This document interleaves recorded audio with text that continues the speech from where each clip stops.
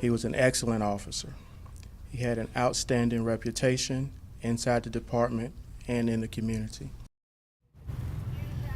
Today we are remembering Greensboro police officer Michael Horan. As you know, he was shot and killed in the line of duty on December 23rd, just 2 days before Christmas. In just a couple of hours from now at 2 o'clock, family, friends, and strangers of Officer Horan will gather here at Westover Church off of Mears Chapel Road in Greensboro to pay their respects and say a final goodbye to a man many considered a hero. Horan joined the Greensboro Police Department in 2017, before then spending time in the Coast Guard. And you can see right now a group with the Cabarrus County Sheriff's Office is on a motorcade heading to Westover Church, one of the many groups participating in this remembrance today. And you can see, if you look directly behind us, just a sea of law enforcement that has just emerged from the church, and we understand that they will come and really accept the casket as it arrives here at the church. We do know that Ben Briscoe is actually at the funeral home right now, where they are just getting ready to leave. Let's go to him now with what's happening over there. Chad, within the last 30 seconds, they actually pulled off, and we've seen them disappear down the road on the way to the church right now. Moments before that, though, it was a powerful moment when a group of police officers and the family paused as a flag-draped coffin was taken from this funeral home and loaded onto the hearse. There was a lot of activity, and then all of a sudden, nothing. Every step of the way of this has been carefully choreographed and rehearsed. It's all to show the honor and respect for Officer Horan and make sure the family knows that we understand the power of their loss. Not only is the family in this processional today, we've got his wife Courtney and his son Nate and his daughter Kayla, but also 600 Greensboro police officers who are mourning the loss of their brother today will line the route. They're all paying their respects across the city. We've also seen law enforcement from as far away as Surry County here at the funeral home today. And I want to show you, if we can zoom in here to that flagpole, the power of what we're seeing today. 2 funerals, 2 important men being mourned. You've got the flag at half mast for President Jimmy Carter. Underneath that, a wreath laid for Officer Michael Horan.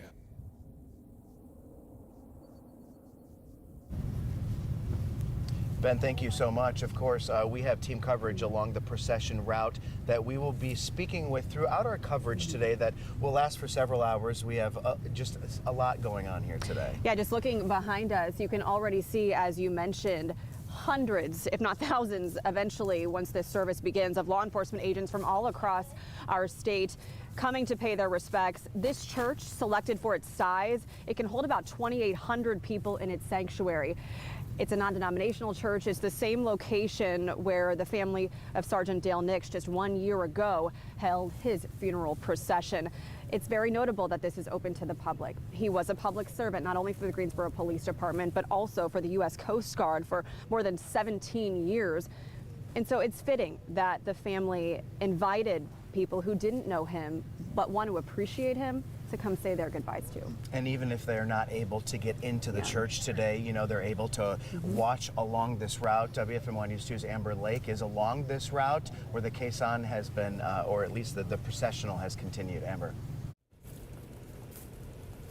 Chad, Megan, I'm actually a few yards down from you, directly in front of the entrance where that caisson is going to enter, and you can see all of the law enforcement officers that are coming out of the church right now to line up and prepare for Officer Michael Horan's arrival. It's an eerie feeling, and it's a somber one, especially since, you know, this time last year we were out here for Sergeant Dale Nix. I mean, the amount of support that the police department is seeing is overwhelming. We talked with the Guilford County EMS spokesperson earlier, Scott Mothersbaugh, and he talked about that support. He said that it's that support that really helps law enforcement agencies and first responders move forward after a significant loss like this. We have seen law enforcement from Apex, from Currituck County, Concord, Charlotte, Mecklenburg. So many different agencies are heading out here today to show their support and pay their respects. The outpouring of love and support has really been overwhelming, like I said, ever since the death of Officer Horan. People who didn't even know the officer stopped by his memorial throughout the last couple weeks to lay flowers, to lay gifts, and to really just pay their respects. I talked to one woman who didn't even know the officer, and she was just weeping when I went up to her. She said that her heart breaks for the police department and for the community, and it's going to be a challenge to move forward from something like this. We talked a lot about, over the last couple weeks, the titles that Officer Horan has held throughout his life. He was in the Coast Guard. He worked here for the Greensboro Police Department. He was even a part of the Violent Crime Reduction Team and Crimes Against Person Unit. He had so many different titles and helped so many different people. Such a big impact on so many people. I talked to City Councilman Zach Matheny the other day about his interaction with him. He's an amazing guy, just like Sergeant Nix, you know, differently, but, you know, Horan, I don't know if you'll remember the story of Emerald Isle when he saved the father and son. Didn't think twice about himself. Going in and rescuing a father and a son so that they can be together at Christmas. And guys, today is going to be the days following today is going to be tough for law enforcement, for first responders. I mean, they work so hand in hand with one another. The Guilford County EMS spokesperson told me earlier that, you know, when you go out to a call, when you respond to a call, there are at least 2 to 3 other agencies there. They work so closely together. So it's not just the police department that's hurting today. It's the entire community, guys. Amber, thank you so much. Yeah. You know, it's hard to imagine what all of these local agencies have gone through just in the past year. I mean, after Sergeant Nix, and then, you know, you try to turn a corner and you recover from this, or at least attempt to recover from this, and then something similar happens again. I feel so badly for them. And all the planning that went into this, and all the Greensboro police officers who are working traffic, just trying to execute the logistics of this service. They're grieving too for their comrade killed in the line of duty 2 weeks ago, 2 days before Christmas. Let's show you a live picture from one of our videographers a little bit farther down the route. Sean Higgins behind the camera, about half a mile down the road near Hope Christian Fellowship Church. There's something very powerful that's going to happen there. You saw it a year ago with Sergeant Nix. At some point, the hearse will stop at that church and transfer the casket to a caisson, a horse-drawn carriage used for military funerals and law enforcement funerals. We know Officer Horan was both military and law enforcement. And then that caisson will finish the journey to the church, pulling in with the support of the dozens, hundreds of law enforcement agencies who are lined up. And if history is any indication, that moment, once the casket is transferred to the caisson and it makes its way down here, will be the most emotional moment leading up to the funeral service. I remember last year sitting almost in this exact same spot, watching that procession down Mears Chapel, and the only thing you could hear were the click-clap of the horse's feet. Yeah, a powerful moment. Caisson's also being used for President Jimmy Carter as we speak at his state funeral today. A lot going on as we remember heroes in our community. You know, so many people have supported this family throughout these last 2 weeks. We've seen how that memorial outside GPD headquarters in downtown has grown so substantially. Mourners paying their respects, leaving little notes on his patrol car, asking how they can help the family. So if you're watching from home and you're not planning to come out here today, but you want to do something to help, on the obituary, it states that in lieu of flowers, you are able to donate to one of 3 organizations the family supports. They include Tunnels to Towers and Red Dog Farms, which is here locally in Summerfield. Another great thing too is when I see all these small businesses doing their part. Yeah. You know, we interviewed the owners of a new coffee shop in Kernersville the other day, using the roundup method you might see at the grocery store, and really giving all of that money to Officer Horan's family. We spoke the other day with a gentleman who lives in Washington State, who etched that picture of Officer Horan, who also did it for former President Jimmy Carter. Doesn't know him, lives on the other side of the country, 3 time zones away. But I think it was just the idea of showing support to someone and to an entity, to a group of people that are in deep pain. Yeah, and finding ways to help. We also heard other examples of strangers far and wide doing their part. The little boy in Illinois who ran for him, ran a mile to show his support, raising money along the way. We also had the story just a couple of nights ago about the other gentleman who used his Christmas lights display to raise money for this family and then mailed a $17,000 check. And it was interesting to see the correspondence on social media between him. He took a picture of himself mailing the check, and then Greensboro police then responded confirming it received that check and was going to present it to Officer Horan's family. Just so, I mean, just reminds you of the human spirit, you know, and how we're able to help our neighbors even when we don't know them. You're continuing to take a live look along parts of Mears Chapel Road in this part of Greensboro as a procession of sorts makes its way to Westover Church here on Mears Chapel. You're watching us likely on a streaming service right now. We will be going on to over the air as soon as former President Carter's funeral has wrapped up. But we're going to be doing a lot of reflecting today and a lot of talking about the hero that we will be laying to rest. Let's talk about the logistics for a moment for folks who are watching us on streaming. You do have time to get out here if you live nearby. Mears Chapel Road will close at some point, and so you can park in one of the public lots. There are police officers directing traffic. You can park in the lot, walk into the church. It has seating for about 2,800. It's unclear if the church decided to fill all of those spots. We are going to wrap up our coverage here solely on WFMY Plus and also bring you our live coverage now as we join you on air for WFMY News 2 in just a moment from now. We're just going to take a quick pause, kind of take in the sights and sounds. And we are welcoming you on air now. If you are just joining us, you have been watching the funeral service for former President Jimmy Carter occurring up in Washington, D.C. And now here we are coming to you ahead of another funeral service, this one in Greensboro, for former Greensboro police officer Michael Horan. Killed in the line of duty on December 23rd when he responded to a call at the Food Lion on Lawndale Drive. A report of someone acting suspiciously with a gun, and he was shot and killed. So many tributes have poured in since then. This family has decided to open up the funeral services, which begin at 2 o'clock today, to the public appropriately so strangers can continue paying their respects to a man many considered a hero, not only in the sense of his police work, but also his work as a veteran, a member of the U.S. Coast Guard for so many years. And most importantly to him, as we have learned over these last couple of weeks, a father and a husband. We have several people along this route as the hearse makes its way from the funeral home over here to the church. Sydney Moore is in front of a live camera right now talking about what she is seeing in her location. Hey, Sydney.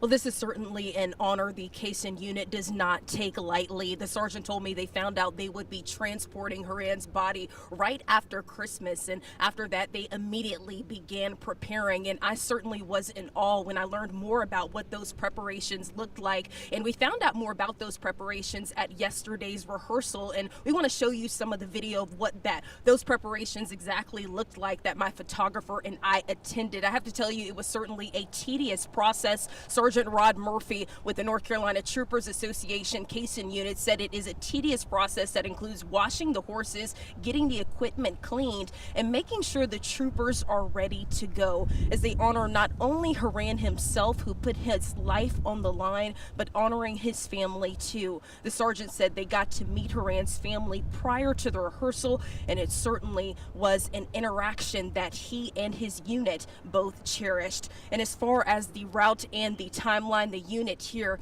at Hope Fellowship Christian Church got here at about 10 o'clock a.m. and the church is right down the road here, only steps away. And from then they will take the casket up here on Muir's Chapel Road up to Westover Church, and they should be arriving there at about 1 o'clock p.m. And this road right now is blocked off, and it certainly is a calm space so people can make way for the troopers, the horses, as well as the body of Michael Horan. Live in Guilford County, Sydney Moore, Wfmy News 2. Yeah, as we mentioned, we have crews all along the route. It left Haynes-Linebury Funeral Home a few minutes ago and will make its way down I-73, the loop, onto Friendly Avenue near Guilford College Road, where our Joseph Leonard is standing by. Joseph, what's happening? We just heard we will be going to Joseph in just a couple of minutes. Again, this is fluid as this procession makes its way ultimately here to Westover Church just off of Muir's Chapel Road. And if you're just now joining us on television, we talked about it a few moments ago. The reason this church was selected, it's unclear whether the Horan family had any personal ties to Westover Church, but this is one of the biggest churches in the city of Greensboro. It was the church used for Sergeant Dale Nix about a year ago. It can hold 2,800 people in the sanctuary, which is multiple floors starting on the second level of this church. So it is fitting that this was chosen because the family has decided to open it up to members of the public who want to say their goodbyes too. And a lot of people are really taking advantage of that. The parking lots near here, really just a steady stream of people coming in, not including law enforcement. I mean, the law enforcement presence has understandably been incredible. As soon as we went on air a few minutes ago, we saw really an entire squad of deputies from Cabarrus County. I mean, an unbelievable show of support from them. And behind us, just through these trees, you can see the hundreds of law enforcement agencies from all across the state who are lining up ready to receive the caisson as it makes its way here. The estimated time for its arrival here is about 1 o'clock. We know the family is arriving around 12:30, and of course everyone wanting to respect their privacy, but also appreciate the fact that they did open this up so everyone can give this hero a proper goodbye. Just now we're hearing a helicopter. I don't see it at the moment, so we'll try to get a sense of what agency that is coming from. But again, a show of support from law enforcement agencies who are united in this tragedy. And right now you are seeing a live picture of that procession. As we've told you, once it arrives to a specific location, the casket will be transferred from a hearse to a caisson, which you've likely seen. It's essentially a horse-drawn carriage of sorts, and that will be the last form of transportation before it arrives here at the church, where the sea of law enforcement will accept it along with family members. They will go inside, and then we're expecting to hear really just a moving funeral service about a man, about a hero that the city of Greensboro and much of the state, the country, is mourning over. As far as the funeral itself, we are awaiting the program from that funeral. We are told by Greensboro Police it will be released right at 2 o'clock when the service starts. So at that point, we will know who will be speaking and participating, what kinds of honors they will be doing. We do know that at the end of the funeral service, there will be a 21-gun salute. I've learned from Greensboro Police in the last hour or so that that will be conducted by an honor guard, likely a joint venture between Greensboro Police and the U.S. Coast Guard, where Officer Horan served for more than 17 years before becoming a reservist. Another poignant moment you should know about, the group the North Carolina Troopers group that will be transporting the casket on the Caisson is actually the same group that transported Sergeant Dale Nix's body last year, the day of his funeral. They were doing some rehearsals yesterday. I passed by that Caisson group at Hope Christian Fellowship Church just a couple of blocks down the road, about half a mile or so. Again, that Caisson set to meet Officer Horan around 1 o'clock and make that final leg of the journey to Westover Church, where so many people are gathering. As you said, the parking lot was already getting full a few minutes ago. We still see the steady stream of people. It appears there are still some spots if you would like to join. Still that helicopter flying overhead. Unclear the agency, but if I had to guess, it would be a U.S. Coast Guard helicopter. I see the blue. We are going to be seeing a lot of U.S. Coast Guard support today from a man considered a hero. He was decorated, winning numerous awards in his service there. And then we heard about a situation where in 2019, when he was a reservist and on a family vacation at Emerald Isle, he swam 60 yards into a rip current knowingly to save a man and his son. A hero in the most literal sense of the word. It's incredible, and he did receive an award for that after that occurred. You know, just going back into some of his military history and experience, you know, after 9/11, he was stationed off the coast of New York, of Manhattan, and Washington, D.C. as part of the efforts to make sure that everything was secure. I mean, his experience and just his giving back goes decades. I read in the obituary, the family writing, the only thing he loved more than the ocean was his family. He was a father to his daughter, a beloved husband, and a stepfather as well. As we continue our team coverage, let's head back out live to Amber Lake. She's just a couple of streets down from where we are. Amber, what are you seeing from your vantage point as we remember this hero? It's interesting that you just talked about, you know, the incident in Emerald Isle where the father and son were near drowning in the ocean. Officer Horan swam out 60 yards to save them. It's crazy because his family and friends said that he loved the ocean. He had a deep love for the ocean and was the happiest when he was by the water. They said that he was alive, he was free, and I want to compare that to what we're seeing behind me, which is just a sea of law enforcement, so peaceful, so calm, all here to support the family and pay their respects to Officer Horan. It is a moving thing to see and be a part of today. And again, we were just here less than a year ago for the exact same thing when Sergeant Dale Nix passed away. We're just waiting for that caisson to come down the road. We are expecting it to come down from the right-hand side, which is where it came down during the Nix funeral. I mean, the officers started lining up just about 20-30 minutes ago, and they are still coming out of that church right now, lining up, waiting for Officer Horan to arrive. This one out. Yeah, we just received a notice from one of our other videographers who is near that Hope Christian Church where the casket will be transferred from the hearse to the caisson, so that should be happening momentarily as we are now seeing what you are seeing on screen. You can see the caisson is ready. We know officers behind us are ready, standing at attention, ready to receive this moment. And as it gets closer, we will pause just to take this all in because it is such a powerful scene, so reminiscent of what we saw just 1 year ago with Sergeant Nix. The memories, the honor for two heroes who served our community with such reverence and passion for what they do to protect our community every day. We are calling this a hero's goodbye for obvious reasons, as we know, and in talking about Officer Horan for the last 2 weeks, he was a man of character as described by his co-workers. He was a beloved husband and a beloved father as well. I'd love to read just a portion of what his family wrote in his obituary. It said, Mike found true peace and joy by the ocean, where the rhythm of the waves matched the beat of his heart. Whether he was paddleboarding, surfing, swimming, or boating, the water was where he felt most alive. His love for the ocean was only surpassed by his devotion to his family. Mike's daughter, Kayla, was the light of his life and his best friend. He was at his happiest when she was by his side, sharing in their adventures.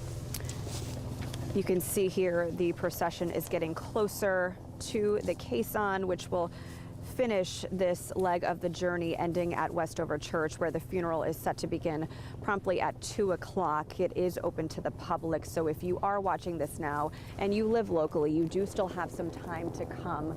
The parking lot is, though, filling up very quickly. Here is a look as the motorcade gets closer to the caisson as we remember this man, this officer, this veteran, considered by many a hero. I'm reading some of the comments, Chad, on the obituary page.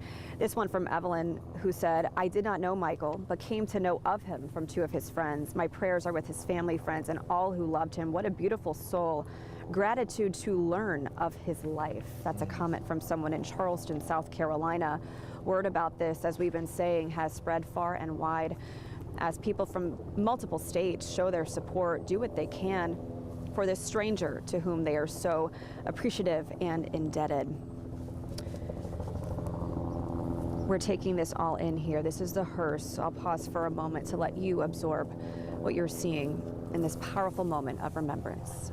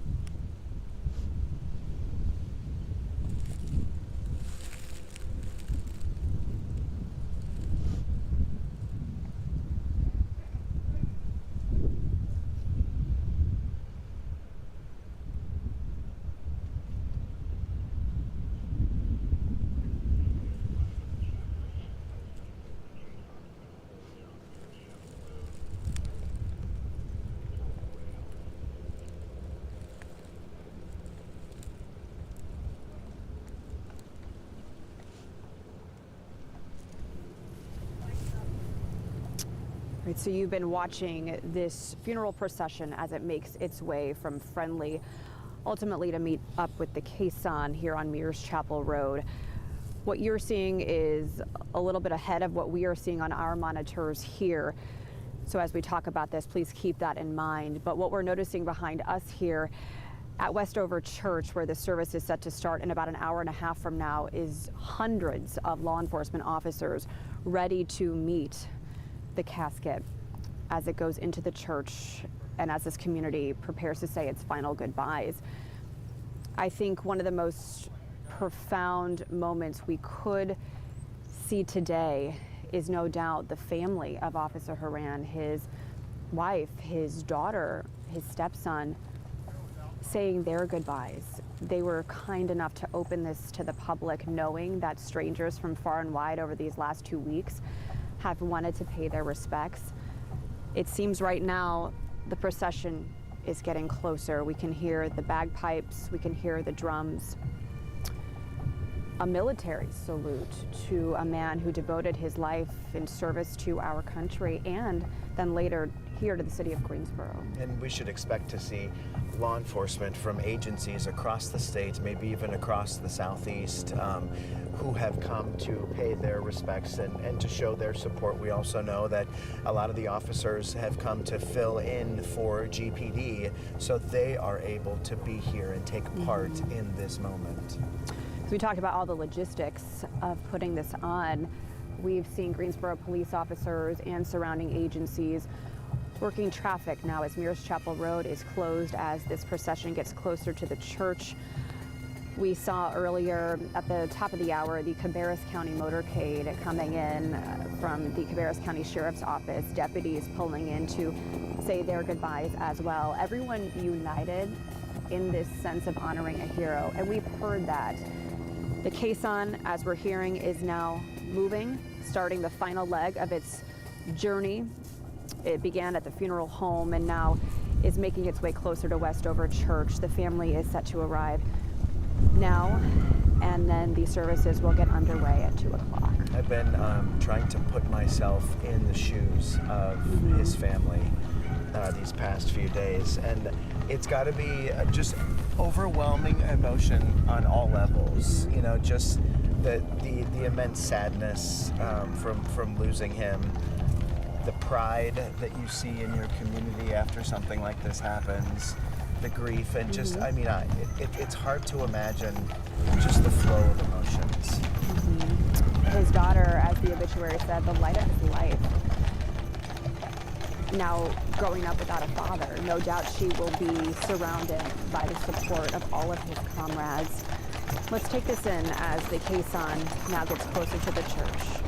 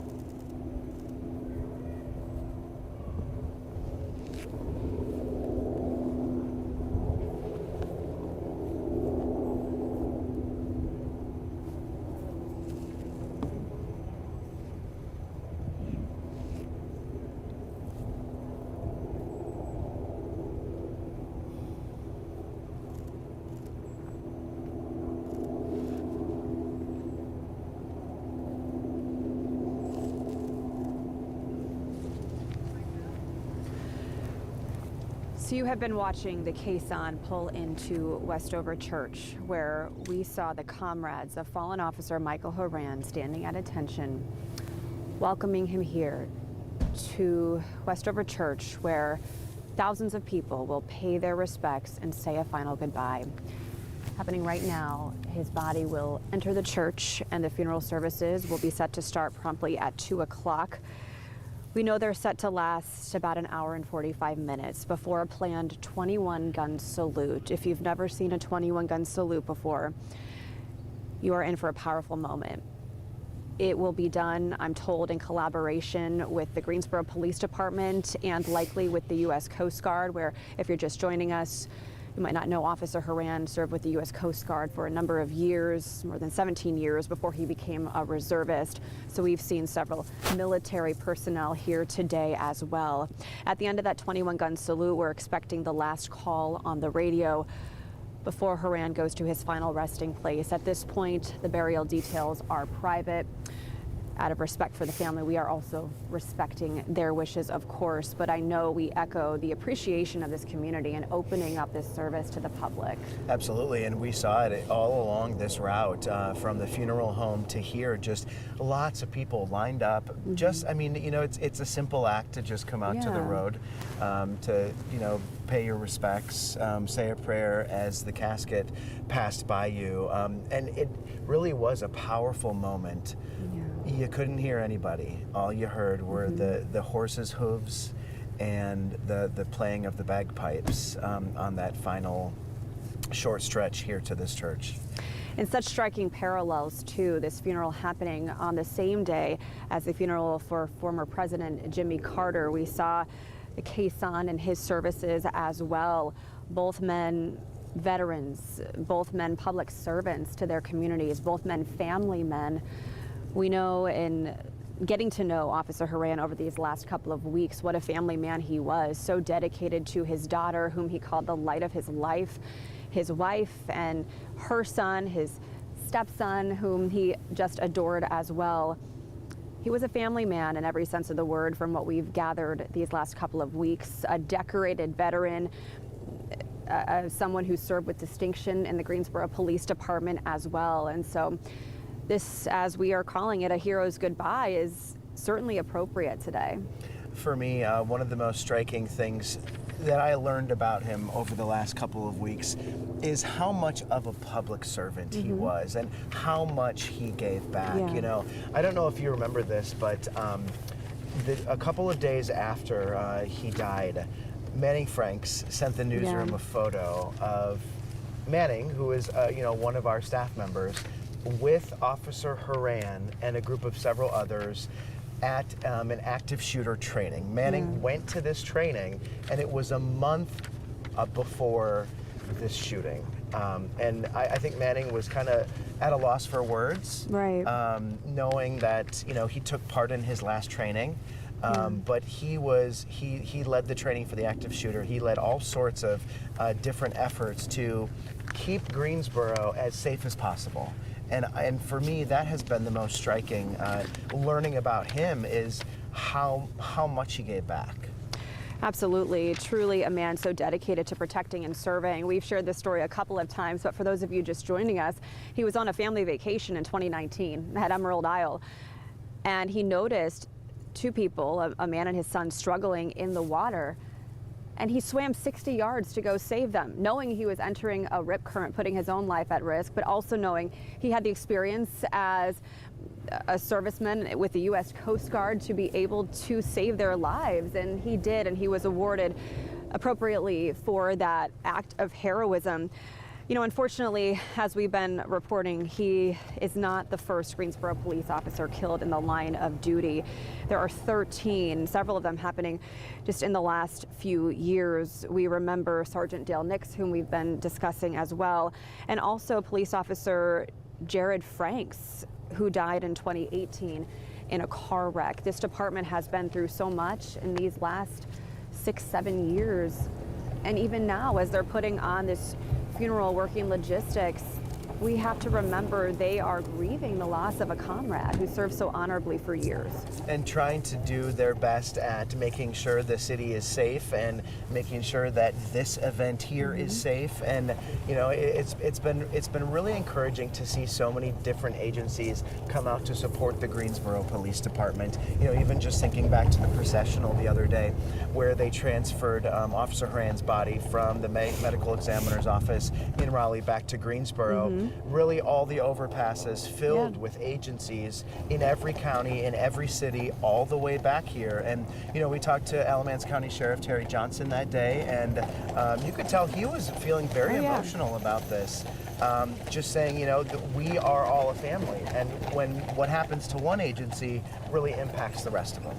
And I've also spoken with Forsyth County Sheriff Bobby Kimbrough Jr. a couple of times over these last couple of weeks, including the night Officer Horan died, and he too echoed those words from Sheriff Johnson, saying everyone is united when something like this happens. At the time, Sheriff Kimbrough was offering his deputies to do patrol for Greensboro Police for however long they needed.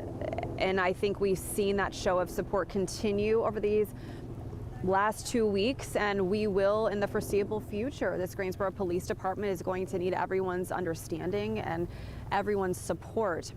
And with regard to what's happening here now, we can no longer, from our vantage point, see the caisson, but we see this line of hundreds of law enforcement agencies from all across the state. We can confirm we saw that motorcade at the top of the hour from the Cabarrus County Sheriff's Office.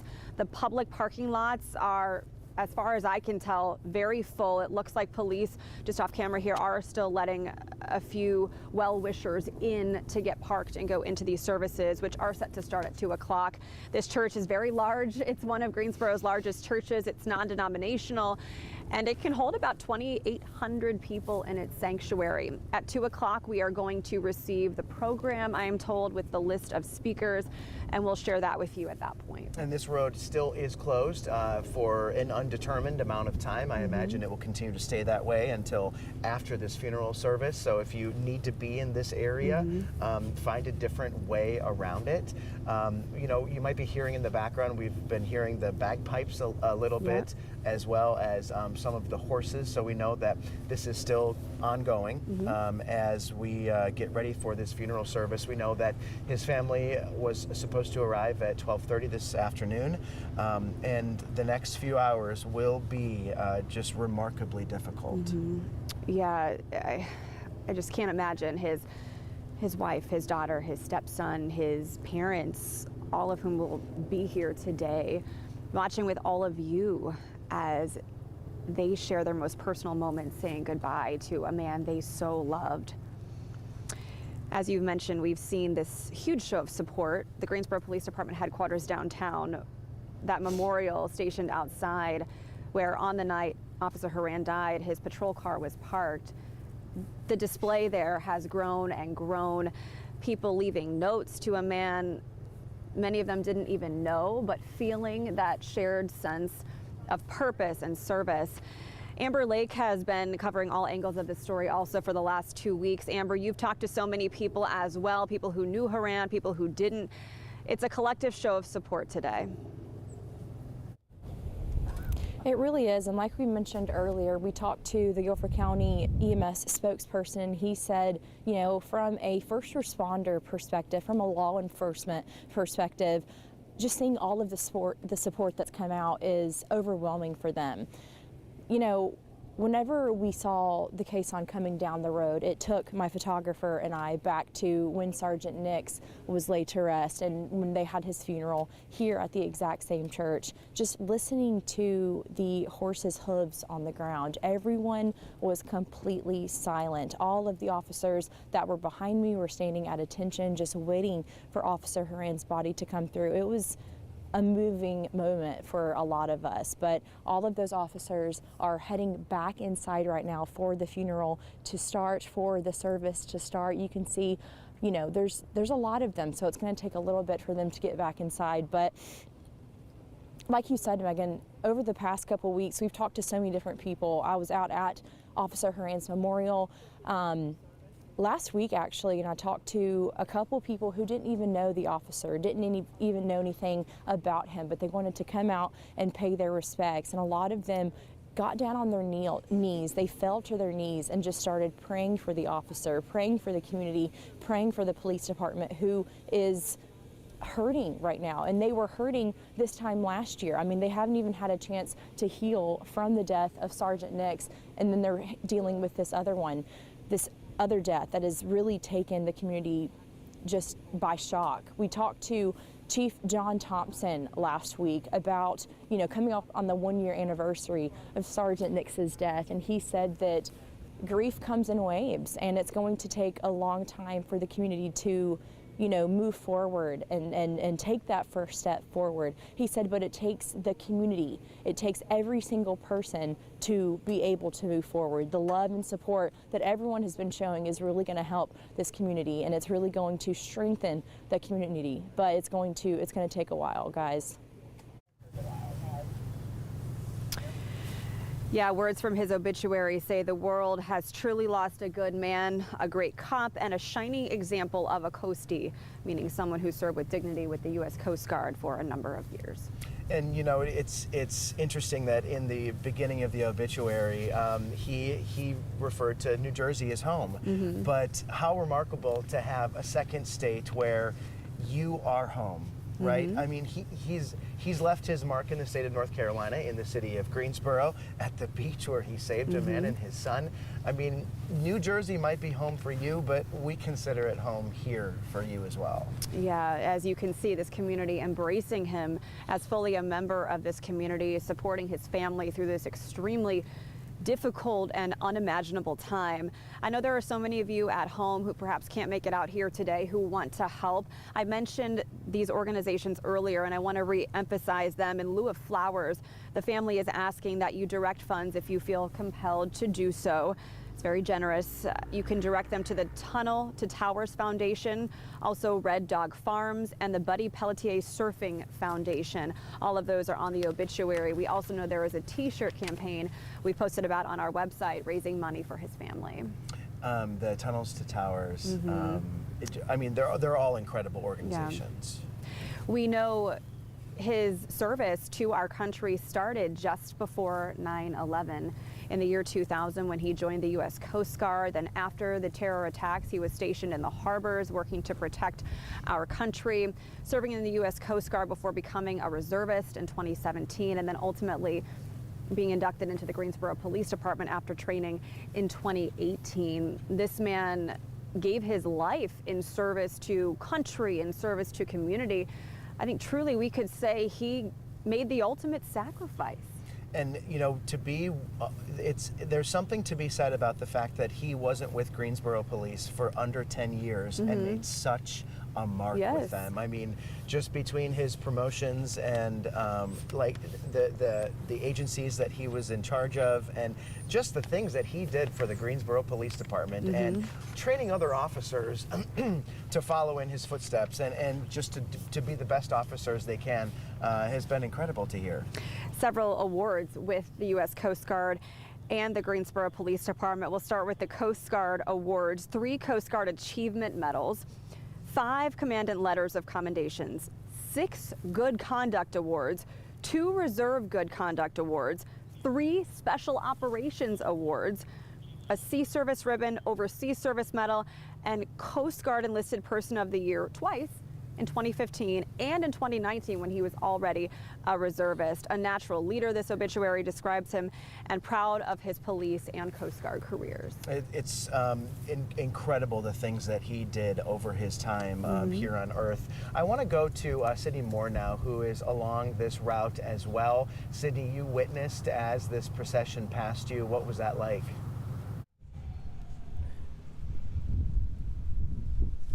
And what you saw moments ago was Officer Michael Horan's last ride, which is what we have been told and what it has been called. And, you know, that this entire team was able to start here.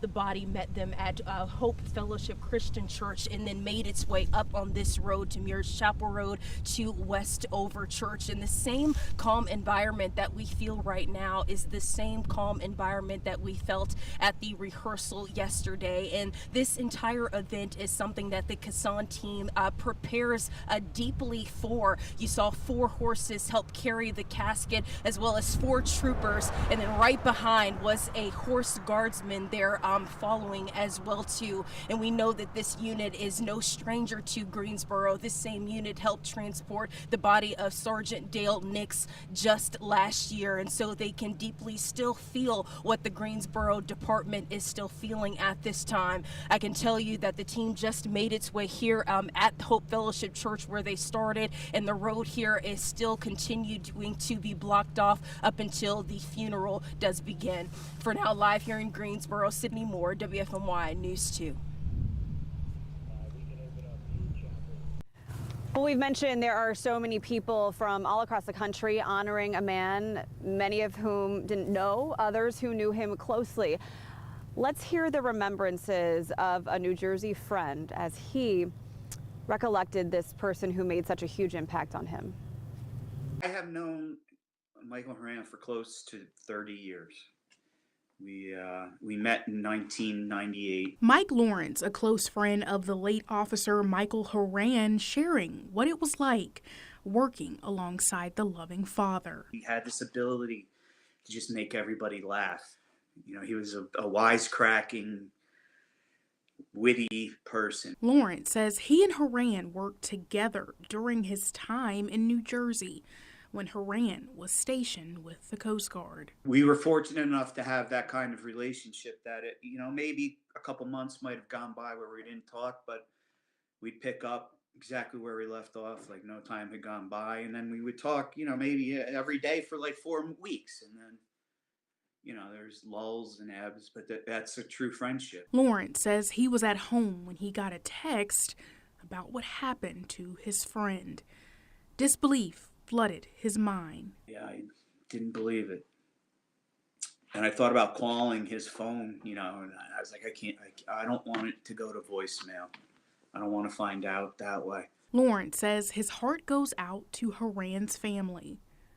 He says one thing he will miss the most is their friendship. I can't believe I'll never be able to talk to him again. That's the hard part. Really so difficult to hear. You can hear the raw emotion in his friend's voice. Clearly a man who made such an impact on all who knew and loved him.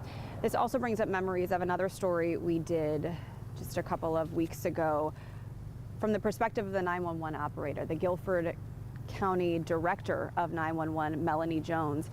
She wrote so profoundly shortly after his murder that night how she cried, just tears of grief for her whole department, many of whom were working last year when Sergeant Dale Nix was murdered. It was a very, very difficult situation to happen again to the same group of people. Again, just trying to do their part, their service to our community. And to hear of this happening again was devastating. And, thinking about the difficulties of their jobs in general, right? Yeah. You have to be good at compartmentalizing what you hear in a 911 call and just your own personal mental health. So, they're already built to withstand tragedy as it's happening. And so to see her get so emotional about this, it really spoke volumes of how deeply it impacted them. We heard from that gentleman about his personal life.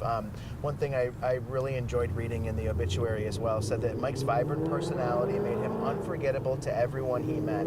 He had a way of making people feel special and always went above and beyond for his friends. His loyalty and love for those close to him were unwavering, and his enthusiasm was contagious. As we're talking with you, we're also keeping an eye on what's happening here just outside Westover Church. It appears as though Greensboro police have temporarily reopened Mears Chapel Road to traffic. It had closed during that procession from the funeral home down Mears Chapel to Westover. We know this route will close again around 3:45 to 4, so plan ahead for that time frame if you are coming in this area. Mears Chapel will again close as this service wraps up. There will be a 21-gun salute, a last call from the radio, we believe, and then the transportation of Officer Horan to his final resting place. Those details at this point still are private.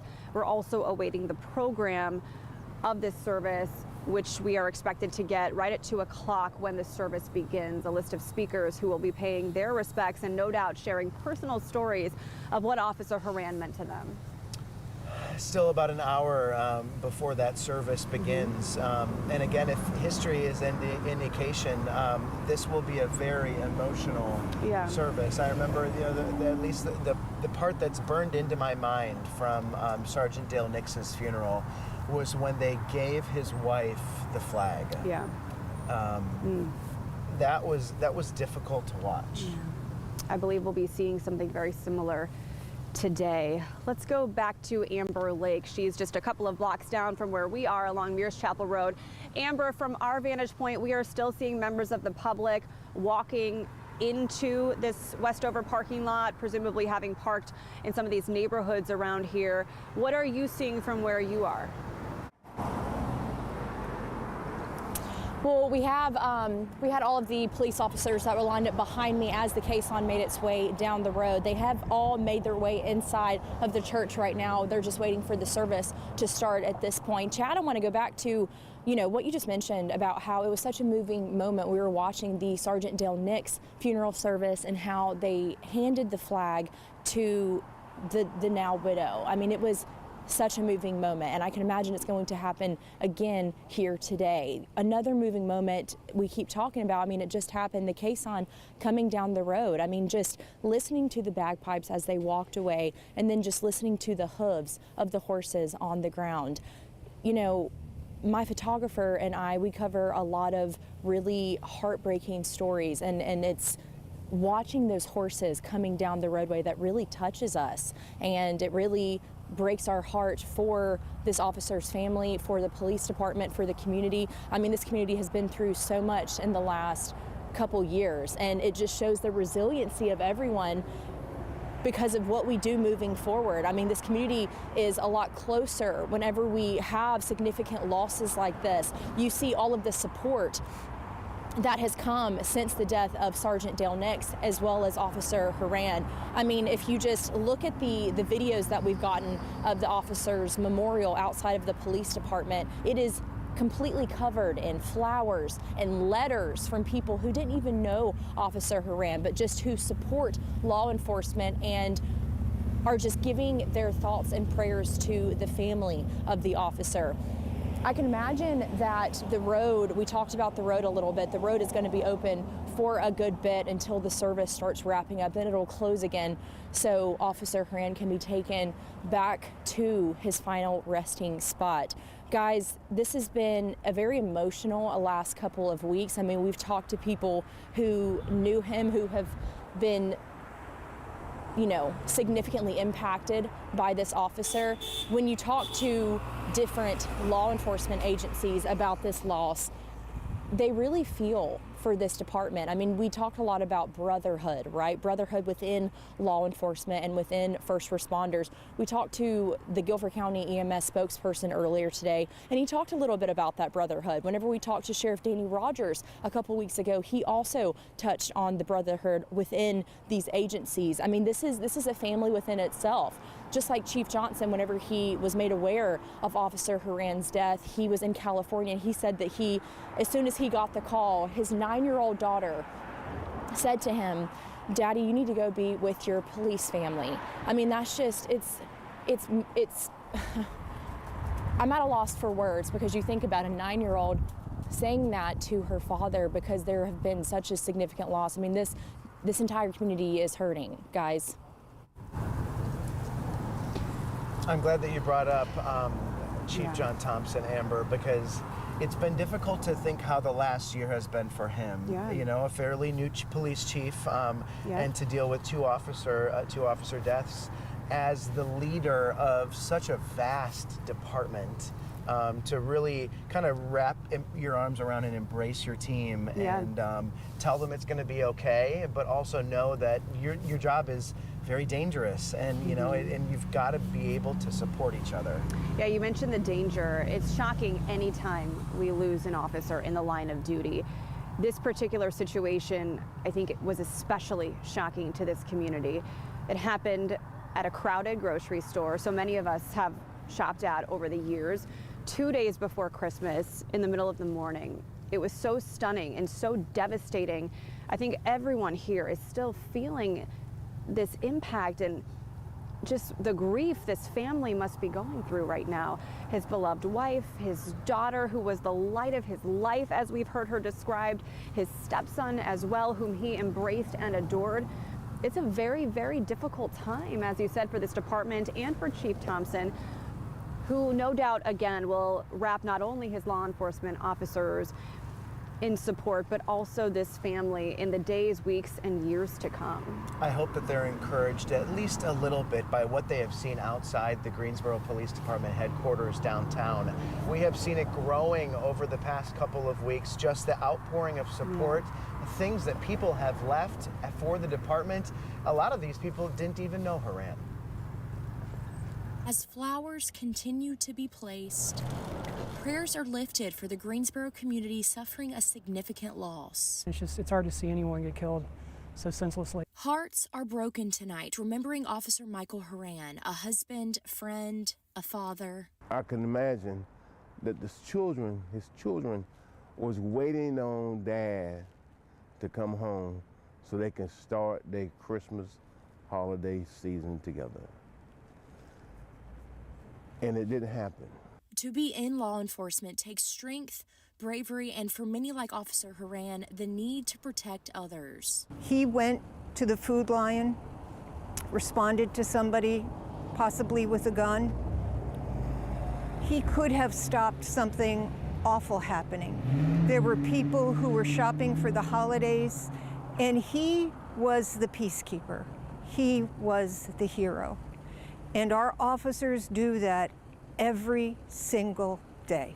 It's unbelievable, and just at the blink of an eye, someone is dead, and people's lives are changed forever. He was just on duty, doing his job. And so every day that we talk about the women and men of our police department, we got to understand what they do and the risk that they take. And he did it with honor and valor. And we lost another great person for senseless violence. Yeah, that was the voice of Zach Matheny, city council member, whose district encompasses the area where the crime occurred.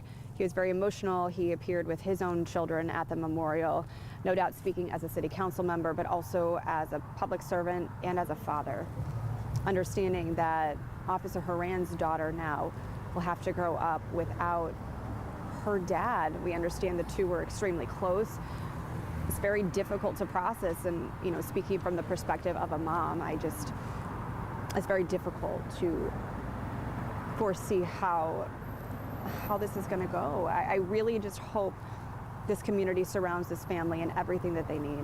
Yeah, and it's not even just local people who have done what they could to show their support for this family. We've heard over the past couple of weeks from artists across the country who were making art and doing things to try to, put Officer Horan on this pedestal and really show their appreciation for what he did as a police officer. We spoke with two of these artists about the work they did. I do this just because I want people to understand that you don't need to know somebody to care about. I understand the military people. My best friend is a retired police officer. I understand this loss. This will make Officer Horan's family feel better. There will be a time when it's very quiet, when his family looks at this portrait and they'll see it differently. My hard work compared to their hard work and their loss is I have no comparison to theirs. Theirs, a loss of life, is more than what I do. I can take a couple hours or a couple minutes. It's nothing to compare to their loss, their grief, and such.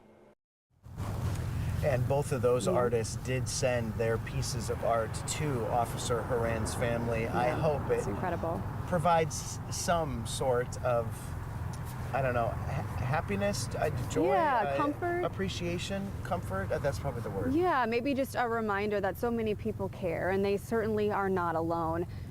You know, in reading some of these comments, even still in the obituary, I shared a couple of them earlier. You hear from people who knew him and people who didn't. Memories living on forever. Gary writing, rest in peace, my brother in blue. You brought honor to the Greensboro Police Department by your service to our community and our nation. Gary Hastings, retired assistant chief, writing that. It's incredible. I mean, look how fast the parking lot here at Westover Church filled up. This is a huge church, one of the largest in Greensboro, as I mentioned earlier. And I, from my vantage point, do not see a spare parking space at this time, although we do see a couple of folks walking in from these side streets, perhaps neighbors or folks who did find a parking spot along this route. We see a group walking in right now. There were hundreds of law enforcement agencies we saw lined up shoulder to shoulder, standing at attention as the caisson made its way from Mears Chapel Road into that final leg of the church to enter the church as the family was arriving. It was a very moving moment. Of course, the casket draped in the American flag, symbolizing his service not only to the city, but also to the country as a veteran. And there were a lot of people along this route. WFMY News 2 Sydney Moore was also along that route. Sydney, I imagine a lot of people where you were, or at least were there while you were there. What was the emotion, the feeling, the mood like amongst those folks?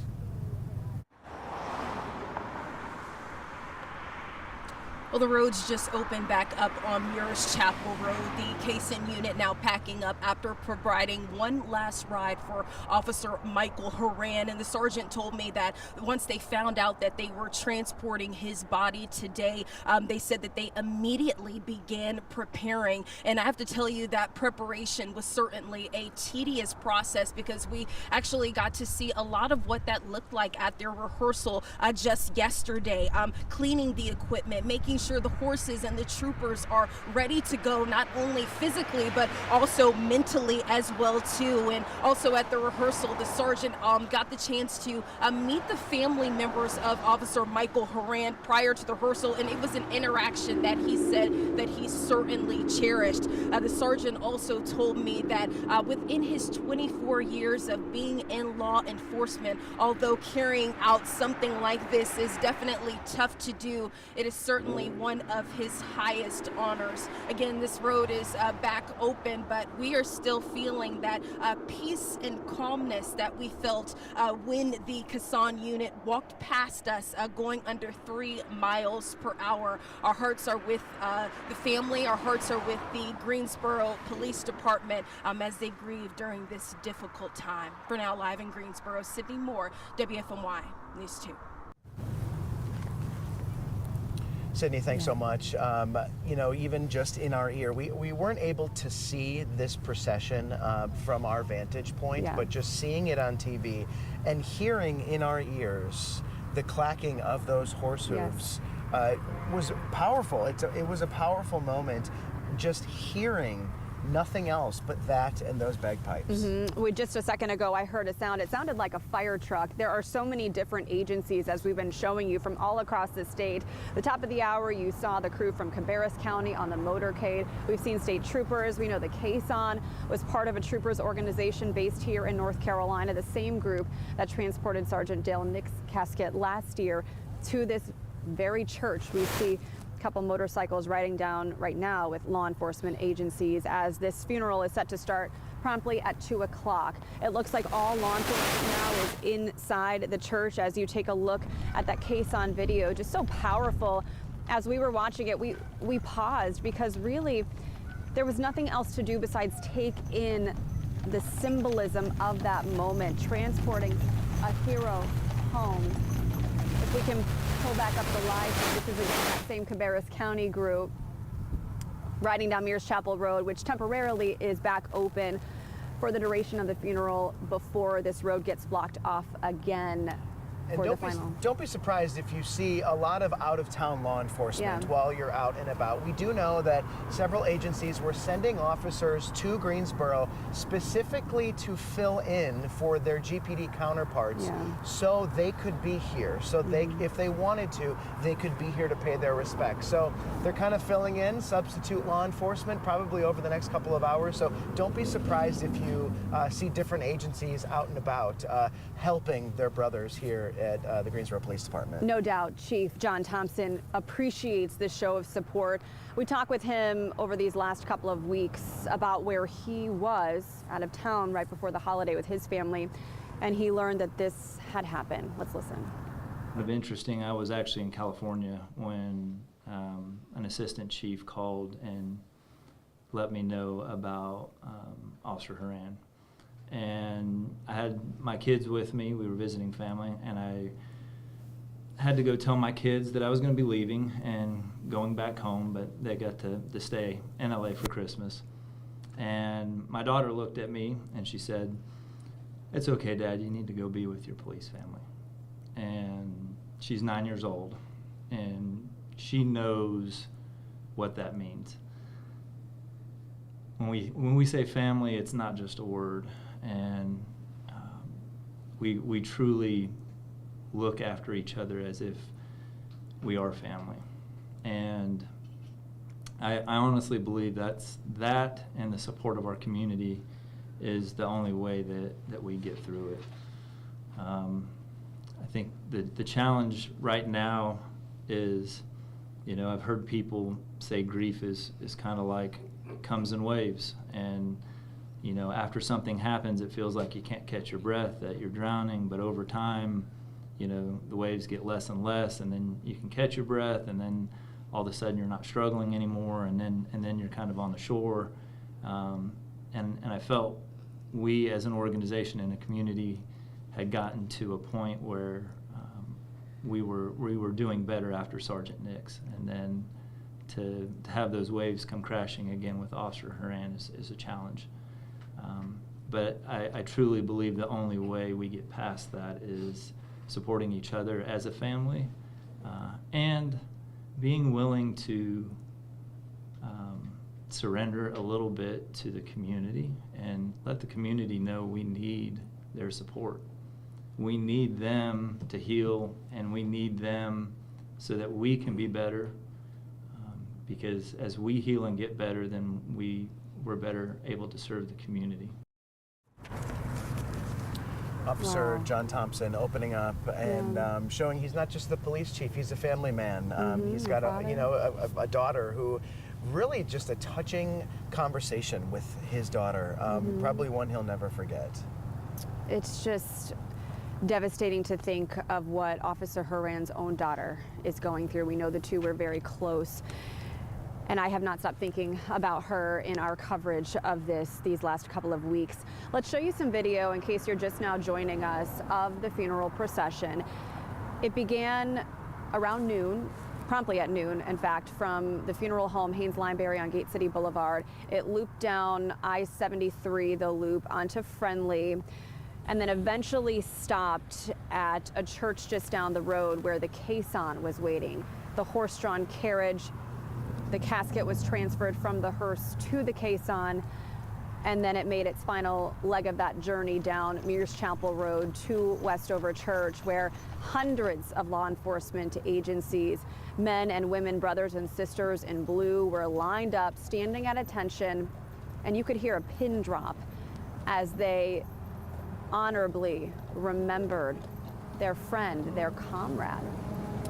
Lots of first responders out here as well, and anytime you add a bagpipe to something, it's just chilling. It makes the goosebumps on my arms, and in just such a sad way.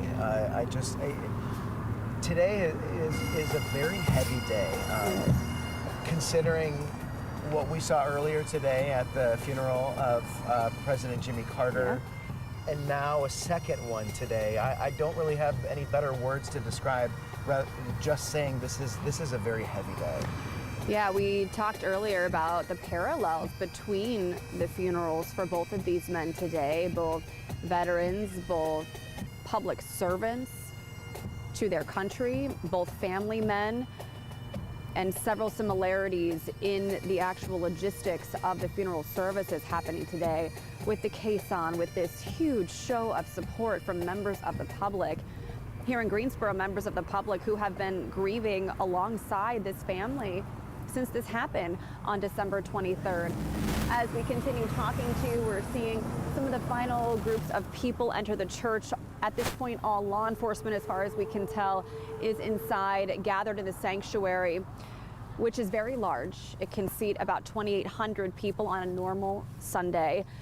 It's unclear if all of those seats will be allowed to be filled today or if there will be an overflow area. This church has a very spacious atrium on the ground floor with televisions where typically on a Sunday the congregation can watch from there as well.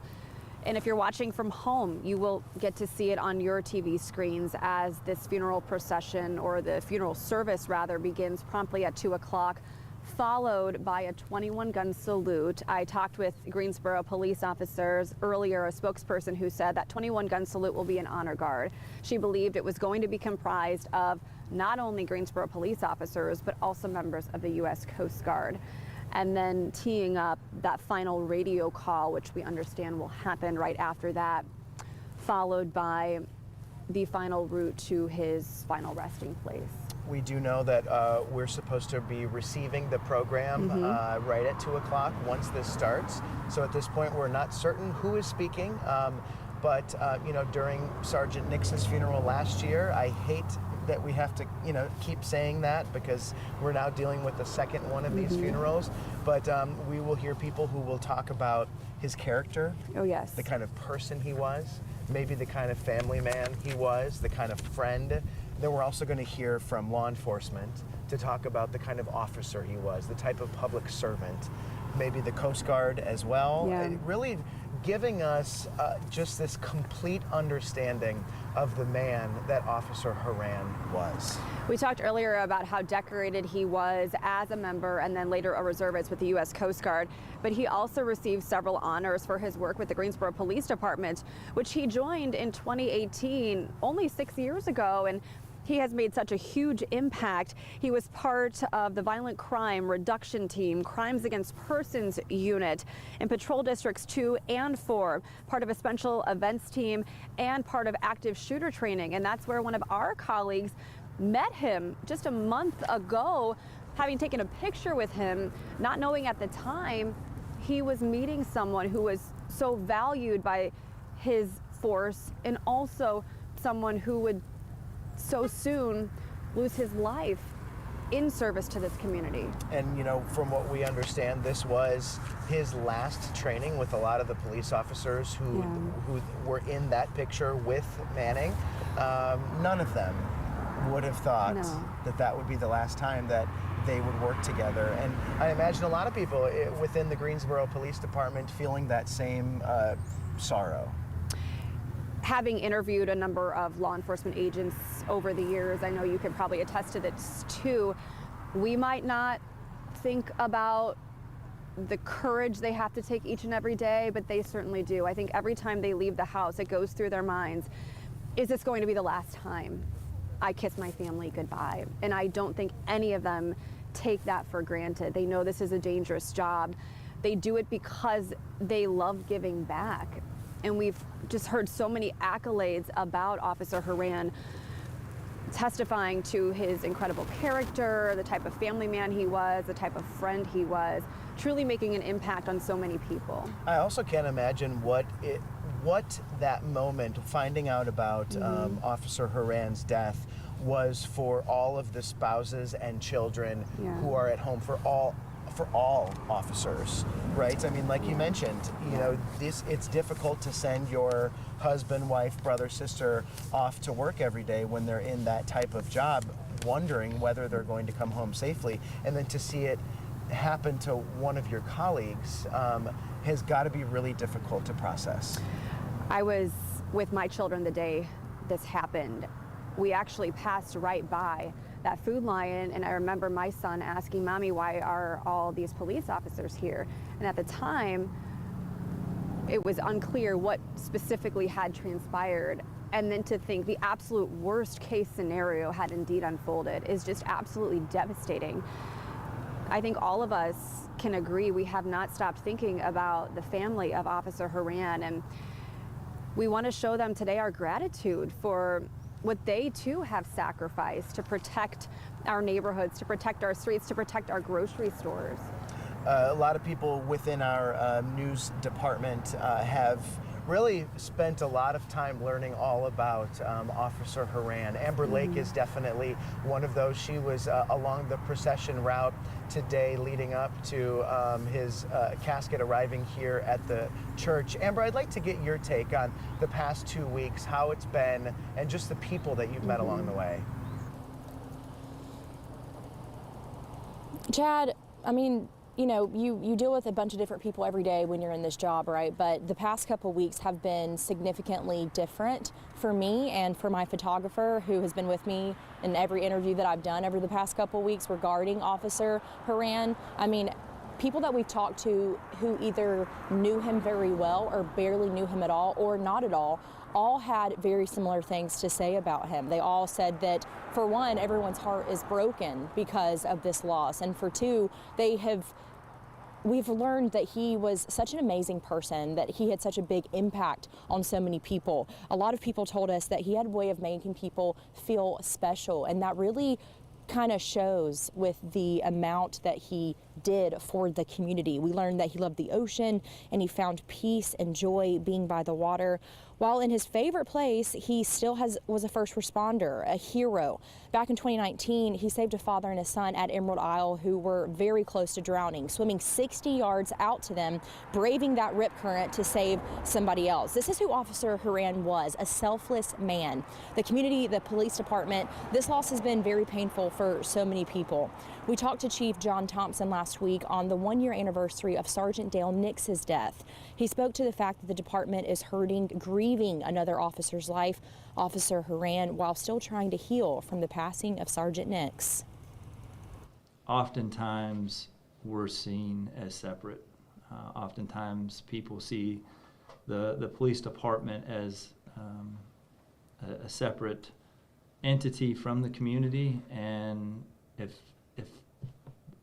when a tragedy like this happens, if it doesn't show you that the police department is the community and the community is part of the police department, I don't know what else to say, because our officers are grieving, the community is grieving, the family's grieving, and it's not something that goes away quickly. And when you look back at that video of the memorial outside of the police department, you see all of the flowers and stuffed animals and pictures and letters laying on that patrol car. And that just shows the amount of support that the police department is getting right now. And when you think about that support, you can see the flowers, you can see everything on the patrol car. But when you look online, the police department created a fundraiser for Officer Horan's family. And as of right now, it has raised over $158,000. I mean, that's insane to even think about. Like, so many people that didn't even know the family, doesn't even know a lot of people in the police department are donating because their heart is broken so much for this entire community. Guys, it's overwhelming because it's heartbreaking that the community is dealing with this loss, but it's heartwarming to learn about all of the support that they're getting right now. We've talked a lot about his time with the police department, his time with the Coast Guard, his impact as a family man. We're also learning a lot about what he loved, like sports. He was an avid hockey fan, and we have learned that he was set to attend a Carolina Hurricanes game with his family that weekend after he was killed. And so at that game, the team gave him a special honor. Let's watch. Please join with the rest of us as we observe a moment of silence in honor of Michael. A moment of silence for Greensboro police officer Michael Horan, killed in the line of duty on Monday. Yeah, I mean, it's just tragic news. The Carolina Hurricanes honoring Horan and his family before Saturday night's game. We reached out immediately before we even knew he was a Canes fan, just to see if we could do anything to help the family. And then to find out he's a Canes fan, it hits even closer. Horan worked for the Greensboro Police Department for 7 years. Monday morning, Horan was killed after shots were fired in a Greensboro Food Lion. Hurricanes president Doug Worf calling it a tragedy, even more so after finding out Horan had bought tickets to Saturday's game for him and his family. Talking with his family, he went to games in Greensboro back in '97. He's been a longtime fan. Worf says the Canes upgraded the family's tickets to a suite and added a meet and greet with some of the players. They just helped the team get on the ice for the second period, fist bumping the whole team. Worf says he wanted to give the family a space to remember Officer Horan and a good experience as they deal with his loss. I think what's been fun for me is hearing their stories about their dad and what they experienced here with him. And I think sometimes that's the beauty of our game, is that legacy can live on, as always remembering their dad when they're here. For that moment of silence. Wow. And that picture of him on the big screen. Incredible. And what I love about this is that they said that they just reached out to see if they could do anything. They Yeah. didn't even know if he was a Hurricanes fan. Come to find out, he was a Hurricanes fan. Yeah, just absolutely incredible. So many tributes honoring this man who was so loved by all who knew him and revered by those who didn't. As we approach 1:30 now, we want to kind of catch you up to speed on what's happening today. If you are just now tuning in, or perhaps you have been joining us for a while, we thank you. We are here live outside of Westover Church in Greensboro, just off of Mears Chapel Road. You can see this road at the moment has reopened.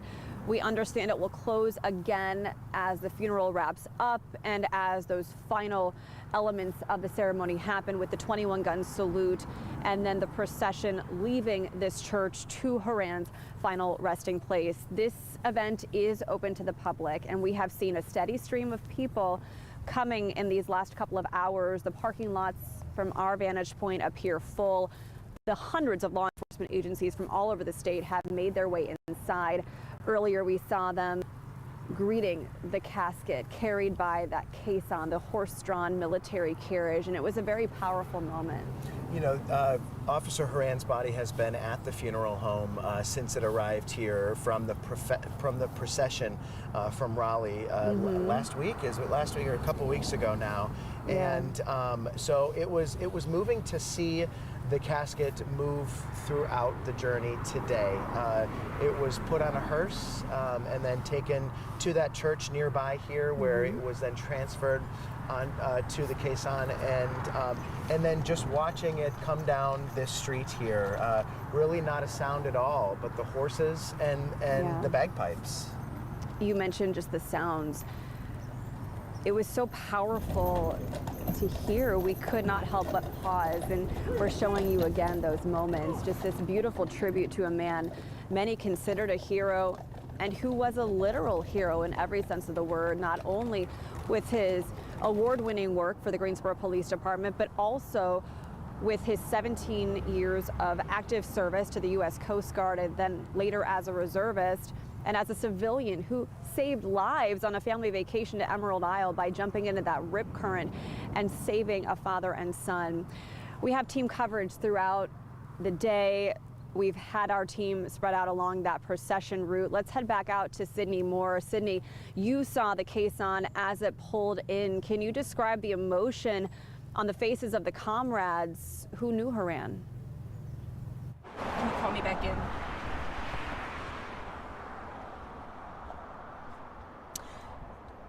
Well, we are still here on Mears Chapel Road, where this road, it has just now opened up. The Caisson team just finishing their last ride for Officer Michael Horan. And I actually just got off the phone with the lead sergeant, and he told me that it was just an absolute honor to provide this type of service for Officer Horan and to provide this type of service for the family. I also asked about how the troopers on the horses that you saw as well, too, how they felt. He said everyone shares the exact same feelings, that it is an absolute honor to give this young man, as he described him, the respect that he deserves. At this time, they are now heading back home to get the horses back to where they came from and to get the rest that they deserve as well too. And I got to tell you, the amount of preparation that it took to be able to provide this transport was just absolutely astonishing. For the mental aspect of it, the physical aspect of it, you could really tell that this Caisson unit takes pride in exactly what they do. They debuted in 2007, and as of recently, they have provided over 100 funeral services, which is an incredible number. But again, they are now heading back home. They said it was an honor to be able to provide this service for the family as well as the Greensboro department, and for members in this community who also went to Sergeant Dale Nix's funeral. They also probably noticed that this was the same group that provided that transport for Sergeant Dale Nix back in 2024. For now, live in Greensboro, Sydney Moore, WFMY News 2. It's incredible perspective. She used the description of a young man. His age is not something we've talked about a lot, but Officer Horan was only 44. A life certainly cut short, but a life well lived in service to this country. So many accolades through his time with the U.S. Coast Guard, through his time with the Greensboro Police Department, serving there since 2018, and making such a huge impact on his department in that short time. And you could really see it during that procession where they transported his body from the state medical examiner's office in Raleigh back to Greensboro to the Haynes-Lineberry Funeral Home. I'd like you to watch this piece of how that procession went. Under a gloomy evening sky, a somber procession of red and blue flashing lights made their way from Raleigh to Greensboro. It seemed like the world stood still for a moment as they passed under bridges and overpasses, law enforcement and everyday people watching their police cruisers pass. Retired Greensboro firefighter Tommy Braswell was overcome with emotion. I worked a 24-hour shift, and every shift I walked out the door, even after my wife retired, I kissed her on the cheek, told her I'd see her in the morning. But you just never know if you're going, the morning when you leave, if you're going to come home. Braswell's wife is also former law enforcement. He says to most, the loss of an officer cuts deep, but as a former first responder, it's even worse. Being in the fire department, I've worked with a lot of police officers. We're really close, and being married to her for 34 years, police officers just as much a brotherhood to me as the fire department is. Up the road in Alamance County, Sheriff Terry Johnson reflected on a similar situation this time last year. A year ago, right at a year ago, I stood on the same bridge for an officer whose life was taken awful early, and that's Sergeant Nix, and here I am now today. He says his heart especially breaks for the families of both Nix and Horan. I can't help but to think what their families have gone through this year and this Christmas. Van Rooney also lives in Alamance County. He has no connection to Horan, but said he felt honored he was able to pay his respects. It's really, I hate to say this, it's really a privilege to be here under these circumstances, but we have to show our respect and honor for our law enforcement, and that's the reason we're here. Yeah, both of us were covering the procession that night. It was December 27th, that Friday after Christmas, and the weather that night really fit the somber mood of what was happening as the body was transported from Raleigh to the funeral home in Greensboro. We saw that huge show of support all along the procession route. We're seeing that same support today now at the funeral service. Just incredible. I also talked throughout the last couple of weeks with Forsyth County Sheriff Bobby Kimbrough Jr., who, as I said earlier, echoed the words of Alamance County Sheriff Terry Johnson in saying everyone is united in this tragedy. All brothers and sisters who wear the badge, who vow to give their lives to protect and serve others. Everyone's feeling it today. And it's even outside of law enforcement, that brotherhood, sisterhood is very evident. That day when we spoke with Scott Rethersbaugh from Guilford County EMS, first responders, I mean, they are part of that family, and they certainly feel the pain and the losses when their brothers and sisters in blue feel those tragedies. I believe we have some video of the memorial for Officer Horan, which has grown at Greensboro Police Headquarters downtown on Eugene Street. That night it happened, keep in mind this occurred about 10 in the morning, shortly before 11, when police officers responded and realized what had happened. And then this memorial almost immediately grew in downtown Greensboro. We later that evening saw his patrol car parked in the same spot where the patrol car of Sergeant Nix was just a year prior. And people just came out not knowing what else to do, I think, and laid flowers and laid cards, said a prayer for this family, almost in disbelief that this had happened in our community. Again. Yeah. You know, and saying the word again is just like cuts you to the core. Yeah. Knowing that we were here a year ago in this almost exact same spot doing this, and really not imagining that in a year we would be doing it again. We saw city council members. You heard earlier a piece from Zach Matheny when he took his children to that memorial downtown. He was extremely emotional. He's the city council member for the district in which this crime happened. I also, the night of the murder, talked with city councilwoman at large, now Mayor Pro Tem, Mary Kay Abuzawader, and she echoed an answer to a question I think a lot of folks were asking at the time was, are we safe in our community? And she said, yes, of course. Tragedies like this should not happen, especially not at a crowded grocery store 2 days before Christmas in the middle of the day. But we are safe here because of the incredible dedication from our Greensboro Police Department, from the Guilford County Sheriff's Office, from Guilford EMS 911 Metro. And on top of that, a lot of people still have some of those same questions about what occurred that day. I mean, a lot of people want to know why and how this happened. State Bureau of Investigation is the lead agency on this, and they are taking it slowly, intentionally. I mean, you know, they're trying to figure out exactly what happened, why it happened, how this all transpired, and it might take some time for us to get some of those answers. Amber Lake is along the procession route. We've been speaking with her this afternoon, and she's been speaking with a lot of people over the past couple of weeks who both knew Sergeant Horan and those who didn't. Amber, it's been overwhelming seeing the amount of support that he is getting, as well as his family and the agency.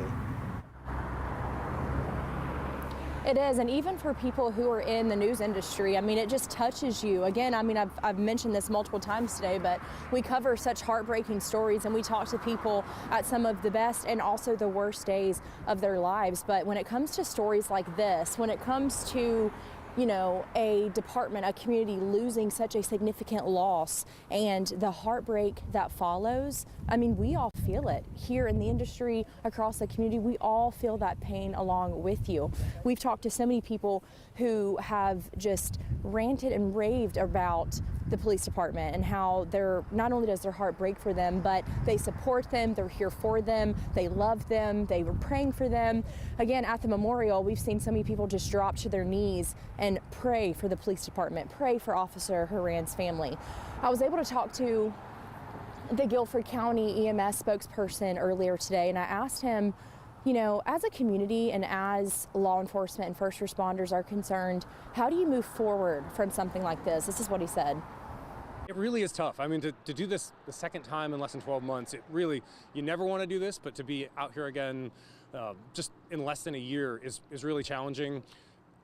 You never want to have this be a way that you build community, but you really do feel that togetherness. So we're all for drawing together and providing that support, and then we can draw from that strength the next time we all run a call together. I think that a lot of folks don't realize how often that we really do overlap on emergency services calls. So you'll see all three entities out on a call anytime. So you think of something like a car accident where you would have Greensboro Fire, Greensboro Police Department, and EMS all out there together, and we can draw from that strength from the hard times for when we're providing services out into the community more broadly. I mean, as you can tell from just based off of what he said, it's a family within a community. It's a family within a department. I mean, I've talked to multiple law enforcement personnel across the state, and I have, I know a lot of first responders, I know a lot of law enforcement people, and I've talked to them about the loss that Greensboro Police is facing right now, and they all feel for them. They all are heartbroken with them. I mean, I have a friend who is a former police officer, and I came over, to hang out with him and his wife, and he had the processional from a couple weeks ago on the TV for Officer Horan. He didn't know Officer Horan, but he feels for this community right now. We are waiting outside of the church, and we're waiting for that service to start promptly at 2 o'clock. We have had some people still pulling into the church. We did see a motorcade kind of come in. We don't know for sure who was in that motorcade, but we do have a few people still kind of trickling in, waiting for that service to start. Guys. Yeah, Amber, we are across the street from the church, just down a ways from you, so we can't speak with 100% certainty whom is exactly walking in at this moment, but I believe who just walked in were some high-ranking state leaders.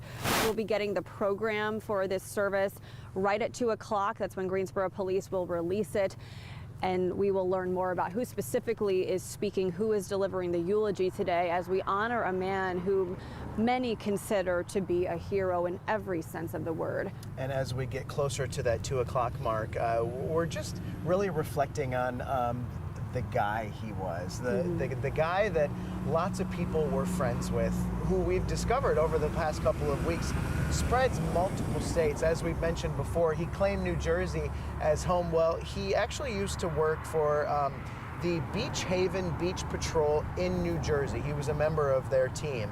And Taylor Leverett spoke with a longtime friend and a coworker at that Beach Patrol. Take a listen. I have known Michael Horan for close to 30 years. We met in 1998. Mike Lawrence, a close friend of the late Officer Michael Horan, sharing what it was like working alongside the loving father. He had this ability to just make everybody laugh.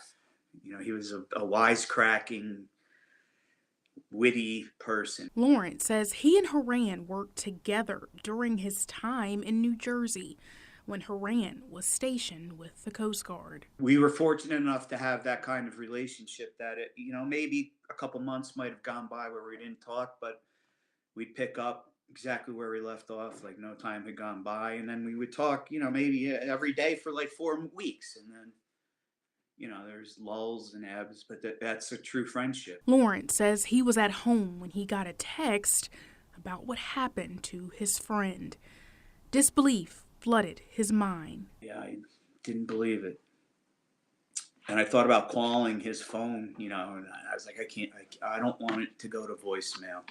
I don't want to find out that way. Lawrence says his heart goes out to Horan's family. He says one thing he will miss the most is their friendship. I can't believe I'll never be able to talk to him again. That's the hard part. And he worked for that agency really for decades. And so imagine just the mark that he left up in New Jersey. Seems very similar to the one he left down here working for the Greensboro Police Department, and really just solidifying him in history. Clearly, and I'm sure we'll hear more from this today in the eulogy, clearly a man who knew from an early age he wanted to serve his community, serve people who needed him, not only as a lifeguard, CPR instructor, but also as a member of the U.S. Coast Guard, and then later as a reservist. We mentioned the array of awards he won for his service to our country, and then later deciding to join the Greensboro Police Department, being sworn in 2018 and serving on a number of units, including those tackling violent crime and training on active shootings. He wanted to do his part, it's very evident, to help and make an impact, and he did so much of that in his 44 short years of life. And I would imagine that we're going to hear from Chief John Thompson today from the Greensboro Police Department in the days that followed after Horan's death. He spoke to us just about the brotherhood that exists within the police department. Interesting, I was actually in California when an assistant chief called and let me know about Officer Horan. and I had my kids with me. We were visiting family, and I had to go tell my kids that I was going to be leaving and going back home, but they got to stay in LA for Christmas. And my daughter looked at me and she said, "It's okay, Dad, you need to go be with your police family." And she's 9 years old, and she knows what that means. When we say family, it's not just a word, and we truly look after each other as if we are family. And I honestly believe that and the support of our community is the only way that we get through it.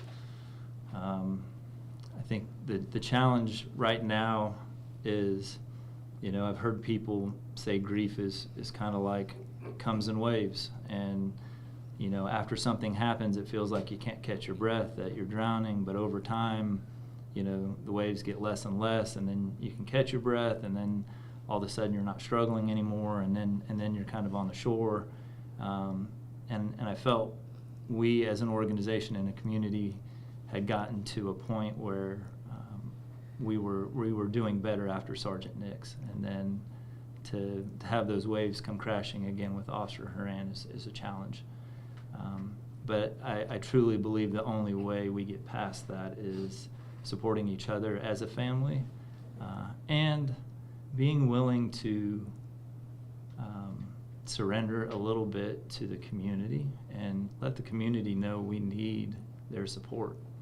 We need them to heal, and we need them so that we can be better, because as we heal and get better, then we're better able to serve the community. It's remarkable to hear him say to surrender to the community, to let them know that we need their support. One thing that I really do appreciate about Chief John Thompson is that he is real, and he is a person, and he allows you to see that, and he allows you to see how this impacts his family and impacts this department as a whole. He also knows law enforcement agencies are better together. We have seen that so often in covering stories throughout the years, how when something happens to one department, others step up. We just saw a deputy with the Forsyth County Sheriff's Office passing us on the sidewalk, giving us that knowing glance, preparing to walk into this funeral. There are numerous departments here from all across the state. Earlier you mentioned the Cabarrus County motorcade. There are North Carolina state troopers from all over. Regarding the Forsyth County Sheriff's Office, as I previously mentioned, the night of Officer Horan's murder, I got on the phone with Forsyth County Sheriff Bobby Kimbrough Jr. His department lost a deputy a couple years prior, Austin Rudelhuber, known as Rudy, in a car wreck, and he knows what this department is going through. And at the time, he was preparing to send out a radio request to his deputies who would be willing to serve Greensboro police on patrol for the foreseeable future as long as was needed. So that just again attests to how everybody comes together in times like these, because they're serving a common purpose, and that's to keep us safe. Something that you've probably seen many times over the past couple of weeks has been the growing memorial outside the downtown Greensboro police headquarters. Really just, I mean, you park his police cruiser out there, and boy, did people just flock to drop things off and to pay their respects. Take a look. As flowers continue to be placed, prayers are lifted for the Greensboro community suffering a significant loss. It's hard to see anyone get killed so senselessly. Hearts are broken tonight, remembering Officer Michael Horan, a husband, friend, a father. I can imagine that his children was waiting on Dad to come home so they can start their Christmas holiday season together. And it didn't happen. To be in law enforcement takes strength, bravery, and for many like Officer Horan, the need to protect others. He went to the Food Lion, responded to somebody, possibly with a gun. He could have stopped something awful happening. There were people who were shopping for the holidays, and he was the peacekeeper. He was the hero. And our officers do that every single day.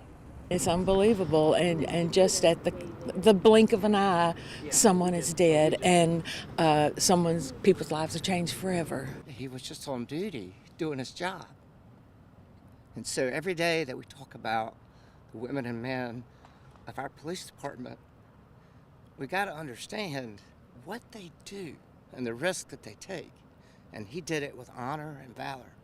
And we lost another great person for senseless violence. You know, hearing a lot of the reasons why people came out to this memorial was very reminiscent of the people who came out to the overpasses during that procession when they were returning Officer Horan's body back to Greensboro. We spoke with several people out on some of those overpasses. We met one gentleman with tears in his eyes who came up with a big American flag and just wanted to show his support.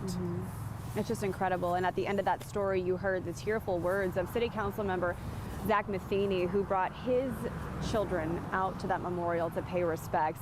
No doubt speaking through tears as not only a member of this community who served the district where this crime happened, but also as a father. I think now understanding what Officer Horan's daughter will be going through and the support she is going to need in the years ahead. Her father was a hero. We've spent many hours on the air together over the past couple of weeks, way more than we ever have in our career, right? Has there been a moment that's really stuck out to you that kind of sticks above the rest?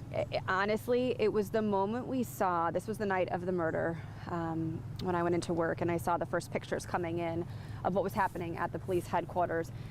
And it was the table at the Greensboro Police Headquarters. Inside, there was a picture of Officer Horan. There was his gun that he had just had on him a few hours earlier when he simply went to work. And then framed in the middle of the table was a police officer's prayer, which is so emotional. It speaks to how all men and women who make that oath to serve their communities don't know when they go to work if they will be coming home that night. And unfortunately, that night, Officer Horan didn't come home 2 days before Christmas. So that really sticks out to me, that image of that prayer and what that represents for law enforcement here and nationwide. What about you? For me, there have been a couple of moments, and one that we haven't talked about probably since the day it happened. The moment when we found out that the officer or the deputies who arrested the suspect transported him back to Greensboro using Officer Horan's own handcuffs.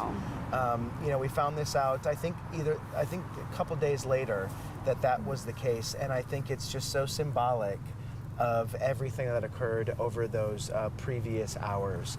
Also, seeing the motorcade, or the processional, excuse me, under the fog and the rain coming down I-40, and seeing no other cars on the street headed west, or on the interstate headed west, and headed east, all red lights as they just braked to see what was happening as the procession passed them by. It was truly remarkable. It's incredible. And again, along that procession route, seeing the various agencies, the strangers who stood out in the cold and in the rain to salute a man many of them didn't know, but understanding what he brought in his service to this city and keeping us safe and to our nation as a member of the U.S. Coast Guard. No doubt there will be military remembrances today in this service. In a couple of minutes, we are set to get the program, so we will bring you that as we get it and understand who all is speaking today, who will be delivering the eulogy. It's my understanding there are perhaps some state leaders here. We've seen other motorcades come by in just the last few minutes, and it's a packed house. This church, as we've been saying, is one of Greensboro's largest. It's non-denominational. Everyone's very tight-knit who belongs to Westover. I've attended a couple of services here on Sundays, and the sanctuary is very large. It is very appropriate for an event like this. We saw the crowd it could hold for Sergeant Dale Nix's funeral a year ago. We see, again, not even a single open parking spot from where we can see in this lot. So there are thousands of people inside, many of them law enforcement agencies who just about an hour ago were standing shoulder to shoulder standing at attention, welcoming the caisson as it brought Officer Horan to the church.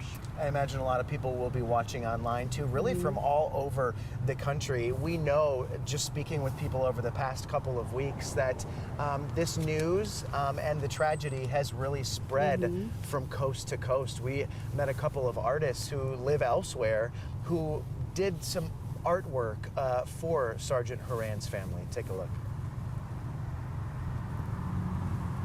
I do this just because I want people to understand that you don't need to know somebody to care about them. You know, I understand the military people. My best friend is a retired police officer. I understand this loss. This will make Officer Horan's family feel better.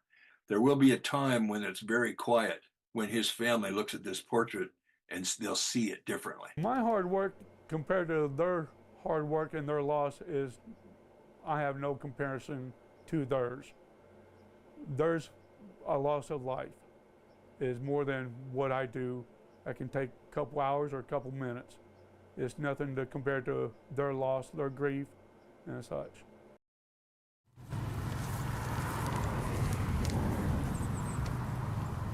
Boy, that artwork is incredible, the talent.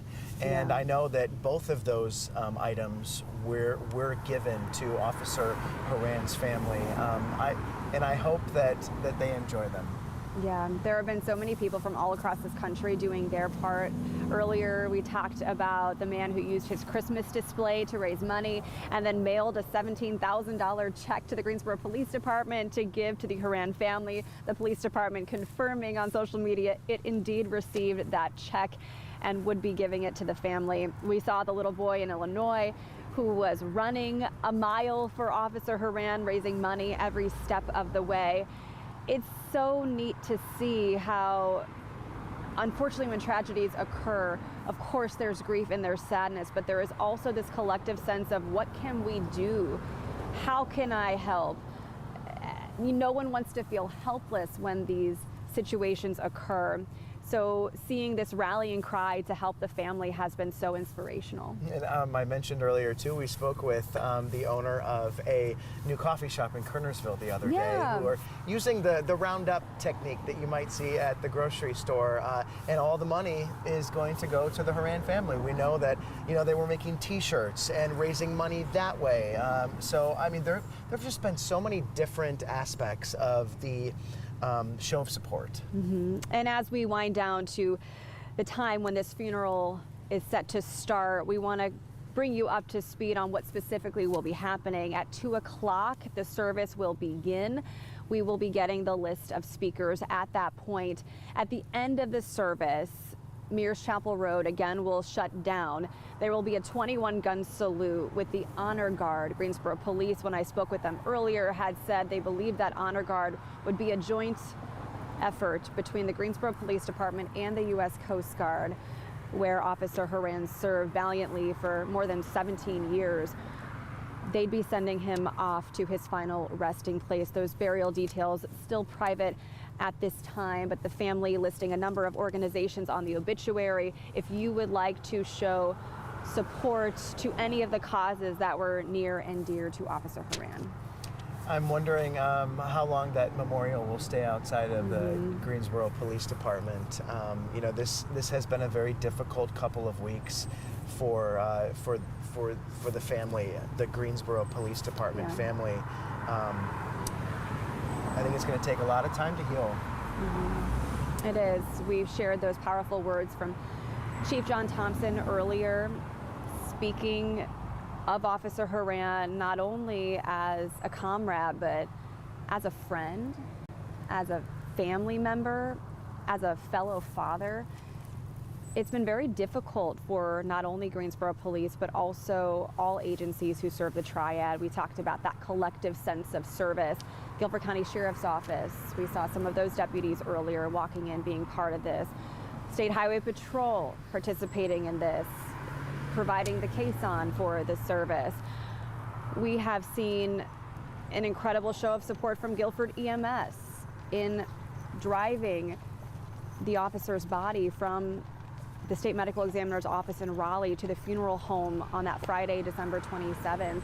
And then we've heard from the Guilford 911 Metro and the director who spoke of how difficult it was that night to get the call. They just said in our ears that we have just received the program for this funeral service. Yeah, I'll let you pull that up as we talk a little bit about the fact that this is open to the public. Through the last couple of hours, we've witnessed this parking lot at Westover Church fill up, and there are so many mourners here who don't know Officer Horan, but who wanted to pay their respects. I remember speaking a year ago with someone who attended the funeral for Sergeant Dale Nix, and she did not know him, but she had lost her son and felt like she needed to be here to honor a man whose life was also cut short. And we undoubtedly will see that community sense of support today. Absolutely. Just kind of scanning this program here, it looks as though the pastor, his name is Don Miller. We're then going to be hearing reflections from a Greensboro Police Department officer who will be accompanied by former GPD officers, one from Morehead City, another from Homeland Security, actually. Then we're going to be hearing from a woman named Nicole. She was a longtime friend, as well as the Senior Chief Dustin Daniels from the U.S. Coast Guard. That will be followed by the U.S. Coast Guard prayer, some music, a message from the pastor, and then we're going to be hearing remarks from Greensboro Police Chief John Thompson. After that will be the policeman's prayer, followed by more music, the presentation of the flag, which no doubt will be, in my opinion, the most emotional part of this funeral, as well as a final call, end of watch, and then the closing prayer and blessings. So if Pastor Don Miller is the same Don Miller I know, he was the longtime pastor of Westover Church here. He actually helped co-officiate my wedding back in 2018. He was very beloved by this community, retired recently to spend more time with his family. So if it is that same Don Miller, his words will certainly be powerful. Right now we're standing by for this service set to begin as we remember the life of a man considered a hero.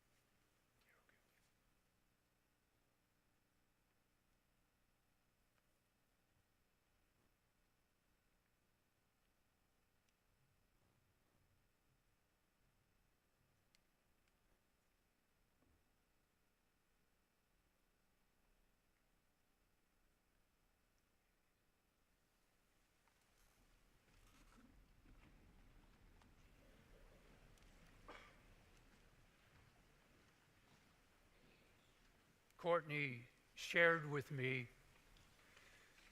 about a week before Mike's passing.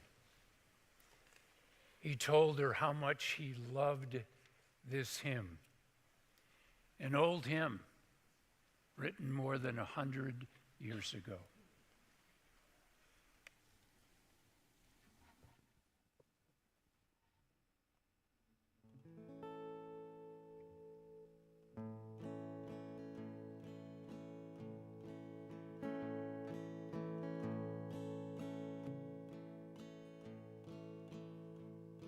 I come to the garden alone while the dew is still on the roses, and the voice I hear falling on my ear, the Son of God discloses.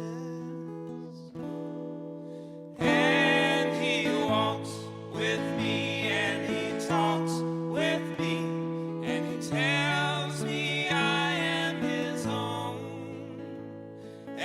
joy we share as we tarry there, none other has ever known.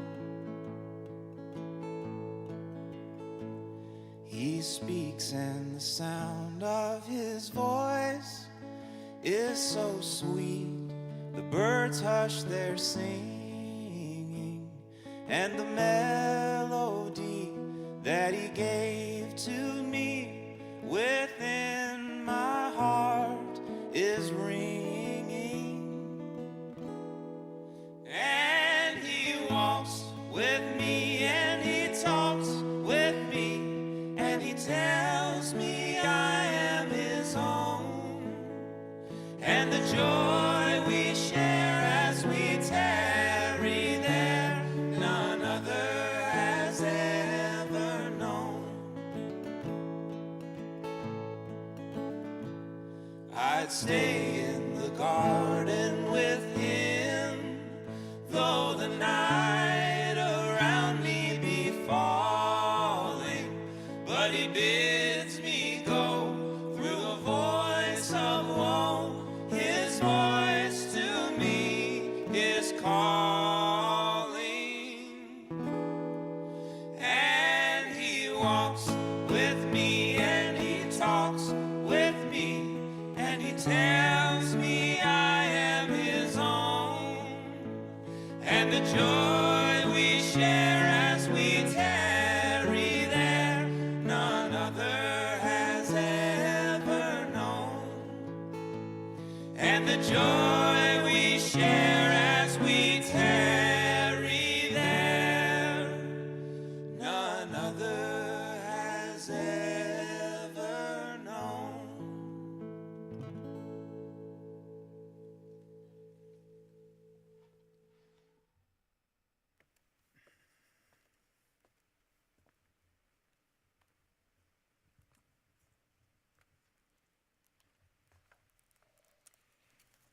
And he tells me I am his own. Mike loved that song. It's a song about being with Jesus, no matter what, no matter when, whether in life or in death. We gather today in honor, in memory, even more from hearts of love for Mike Horan. And I won't pretend this is not easy. We come in our grief and our loss. We come with questions. We come even with anger. And I don't have words to satisfy all our pain or to answer our questions. But we will celebrate Mike's incredible life, albeit cut down way too soon. And we will point to the gospel's reality that this life is not all there is. No doubt everyone here is familiar with Mike's life of service. Early on as a lifeguard, followed by his years in the Coast Guard, and most recently, his years of service with the Greensboro Police Department. But in all of that, I don't want to lose sight of those whose hearts are most broken. And I'm speaking of Mike's family. For your loss, we are deeply sorry. To Courtney, to Kayla, to Nate, your family of 4. Courtney, I loved hearing how you and Mike met, how he became the love of your life. I'm so pleased you had those 3 years of marriage and 5 years together. As you said, you packed a lot of life in those years. I'm just so sad you don't have more.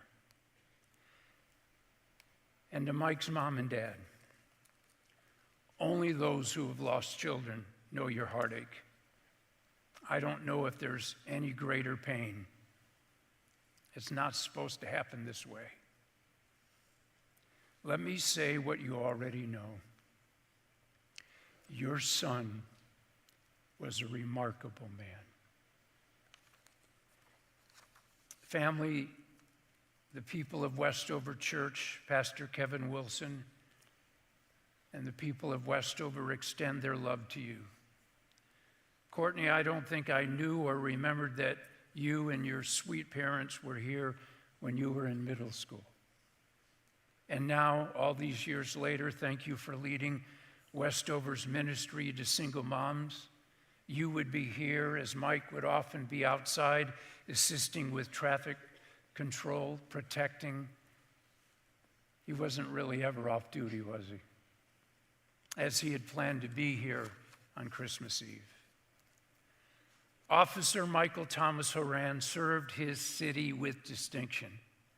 Like so many here who serve your communities, thank you, thank you. What a tremendous honor to Mike and his family that you all are here. Truly, this is an awesome sight. Mike not only served the city of Greensboro, he gave his life for this community. But allow me to make it more personal. Mike gave his life for me, for you. Because I could have easily been in that place that day, my life in danger. But instead, Mike gave his life for me, for you, for this community that many of us love so dearly called Greensboro. Mike stood in my place, in our place. He answered that call for us. Jesus said, and these are words chosen by the family, "My command is this, love each other as I have loved you." He went on to say, "Greater love has no one than this, that someone lay down his life for his friends." No greater love. That's Mike.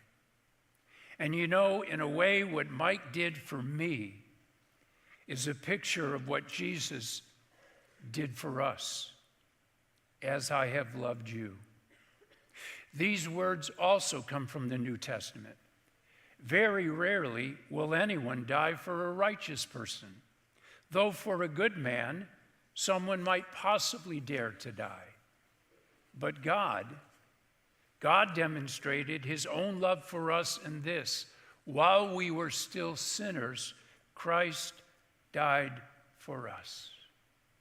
And somewhere in that truth, we learn that this world, this secular world, whether we live 10 years or 100, and I've done funerals for both, whether we live 44 years, this world is not all there is. We are not born to die. God has put eternity into the hearts of men and women. And the reason I know that is because of the words we just read. Christ Jesus died for us. Will you pray with me? My Heavenly Father,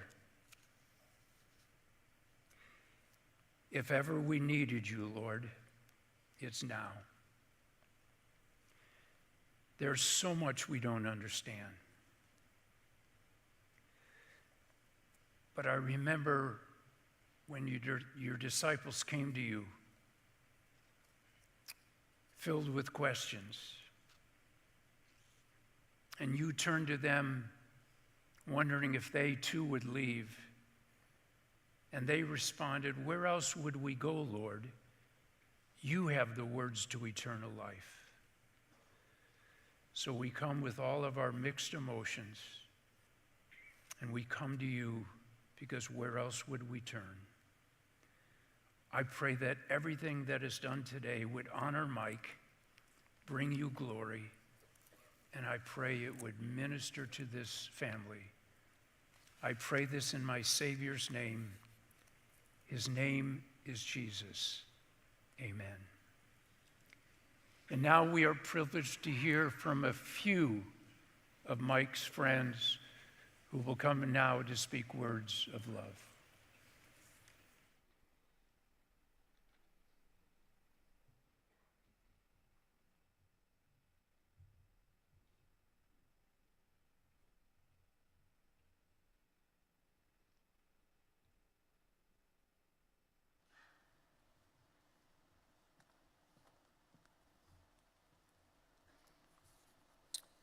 Good afternoon, everyone. Before I start, I would like to send my sincere condolences to the entire Horan family.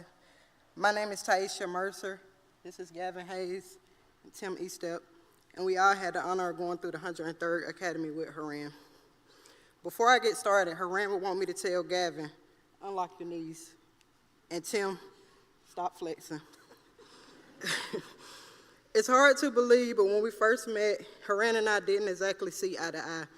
Horan treated the academy like it was boot camp, and I thought to myself, who is this old guy? Someone tell him we're not signing up for the military, but don't let that gray hair fool you. Despite his age, he outworked most of us during PT. He helped everyone who needed it, always pushing us to do better. Looking back now, I realized that his tough love approach was just his way of preparing us for challenges we would face in our careers. Battles we never knew were coming. After graduation, fate put us together on the same squad, District 2 D Squad. Not only were we on the same squad, we became zone partners as well. Just my luck. I was paired with the old guy. We started out as rookies on 4th shift, but quickly became the veterans of the squad, along with Katie and Gavin. We coined ourselves the OGs. A squad full of misfits for sure. However, we became an unbreakable family. As a squad mate, we respected Horan so much, and he taught us all something at some point that we could carry with us to the next call, whether we asked him to or not. Horan was our unofficial supervisor, at least he tried to be. But me, Gavin, and Katie wouldn't allow him to be and would frequently yell at him to watch who he was talking to. Not many people could do that to him, but he would listen to us, apologize, and say, I just want you guys to be great because you're my people. Horan and I formed an incredibly close bond. He called me his work wife, and he became my work husband. Don't worry, guys, Courtney's aware of the title. Being zone partners, we shared not just the job, but the ups and downs of life. Horan always seemed to know when I needed to vent about something that was going on in my life, and vice versa. He could read me like a book. All he needed to see me do, and everyone knows this, was patting my head. And he knew that was when I was fed up, and it was time to go hands-on with whoever we were dealing with. Funny because he never gave me a warning like patting his head. I'd look up and we'd be on the ground wrestling on yet another call. There was something that we called the D2 sniper. It wasn't an actual sniper, but it referred to those moments when someone would mysteriously fall without anyone touching them. Somehow I was always the frequent flyer in that category. I remember this one time we were chasing a subject and I tripped up the hill, only to roll right back down into a puddle of muddy water. Horan, with that silly smirk on his face, stood over me and asked, "Are you okay?" The moment I said yes, he burst out laughing. But true to his nature, he made sure I was all right before he left me to handle the call, never letting me forget that incident though. Horan was always proactive and always getting into something. There's one memory that stands out vividly. One night I was in then at the time Sergeant McFadder's office when Horan shouted over the radio that he was in a vehicle pursuit. Without hesitation, McFadder and I bolted for the door to help him. I tried to burst through the door without actually opening and ended up face planting right into the glass, with McFadder crashing right behind me. When we reached Horan, we found out that the pursuit he was in was actually more like a grandma on a Sunday morning drive, moving at a slow 10 to 15 miles per hour. I still tease him about that, saying, I nearly cut my face up running through a glass door for you, Horan. And he would just laugh that silly laugh and say, I would have done the same for you. Horan was the epitome of what it meant to be a partner and a squad mate. I always knew he had my back, as well as everyone else's. In the heat of every call, I could count on looking up and seeing him right there beside me, ready to go to work. I'll miss you, buddy. You were my protector for so many years, and I will forever love you for that. During football season, we always shared our friendly rivalry. He was a Giants fan, and I'm a Cowboys fan. So in his honor, I must say this one last time. How about them Cowboys? Take your rest, Horan. I may be broken right now, but I find peace knowing that you will forever be my guardian angel. Thank you for everything. Thank you.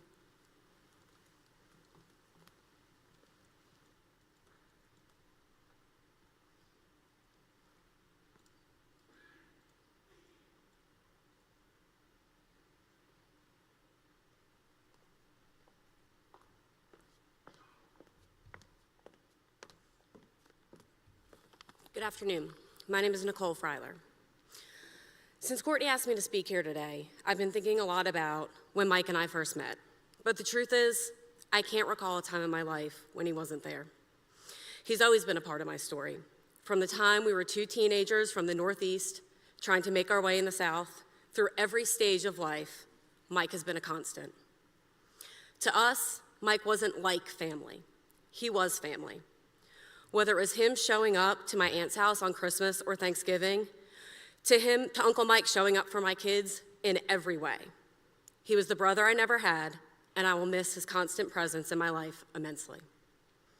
And that's exactly who Mike was, a constant, consistent presence, not just in my life, but in the lives of everyone who knew and loved him.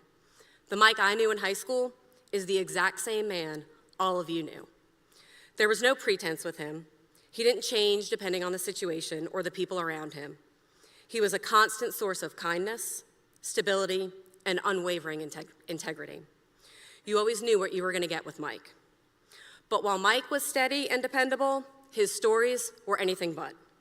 His stories were larger than life, filled with humor, heart, and just enough exaggeration to keep you hooked.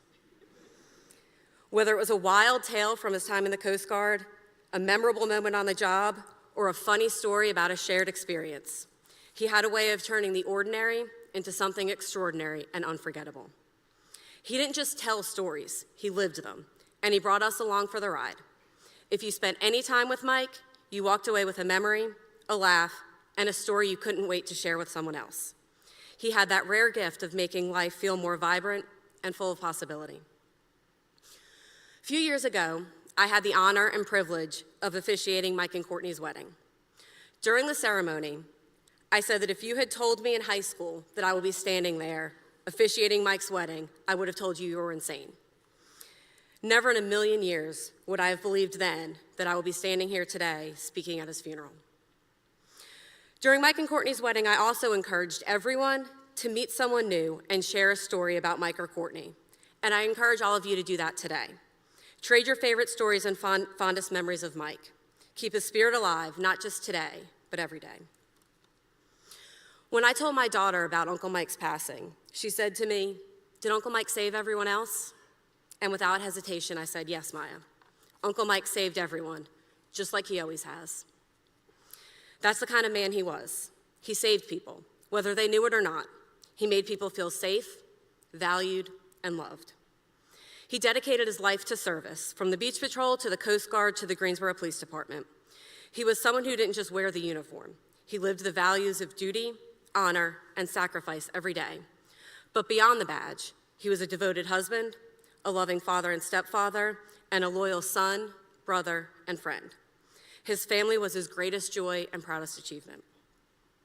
Mike never sought recognition for his heroism. He never needed praise for his kindness. He simply did what he thought was right, day in and day out, without fail. He was steady, dependable, and selfless. Today, we're all heartbroken by his loss. But as we grieve, we also carry his legacy forward.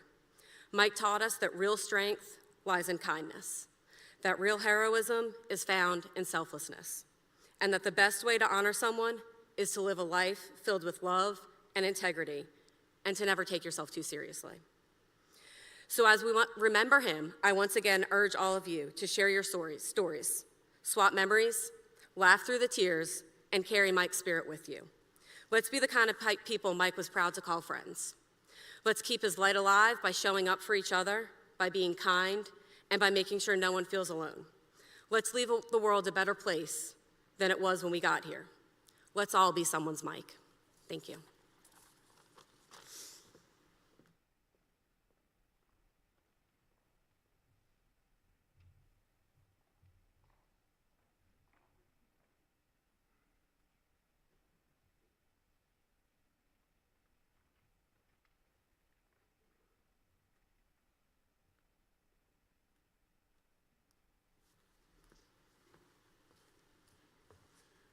Good afternoon.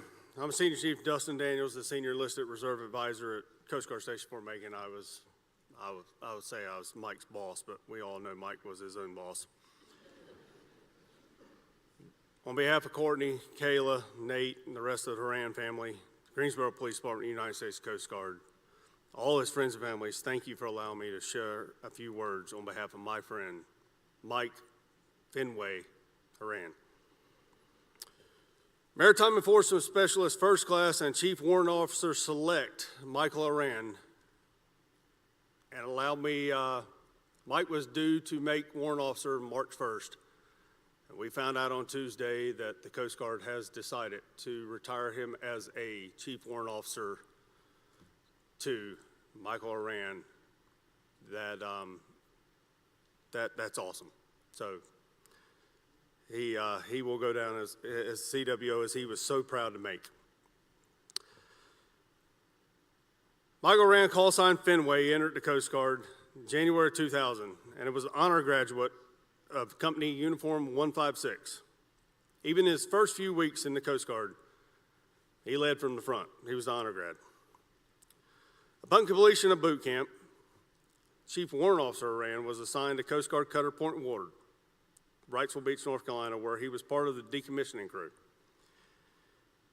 He then commissioned the Coast Guard Cutter Beluga.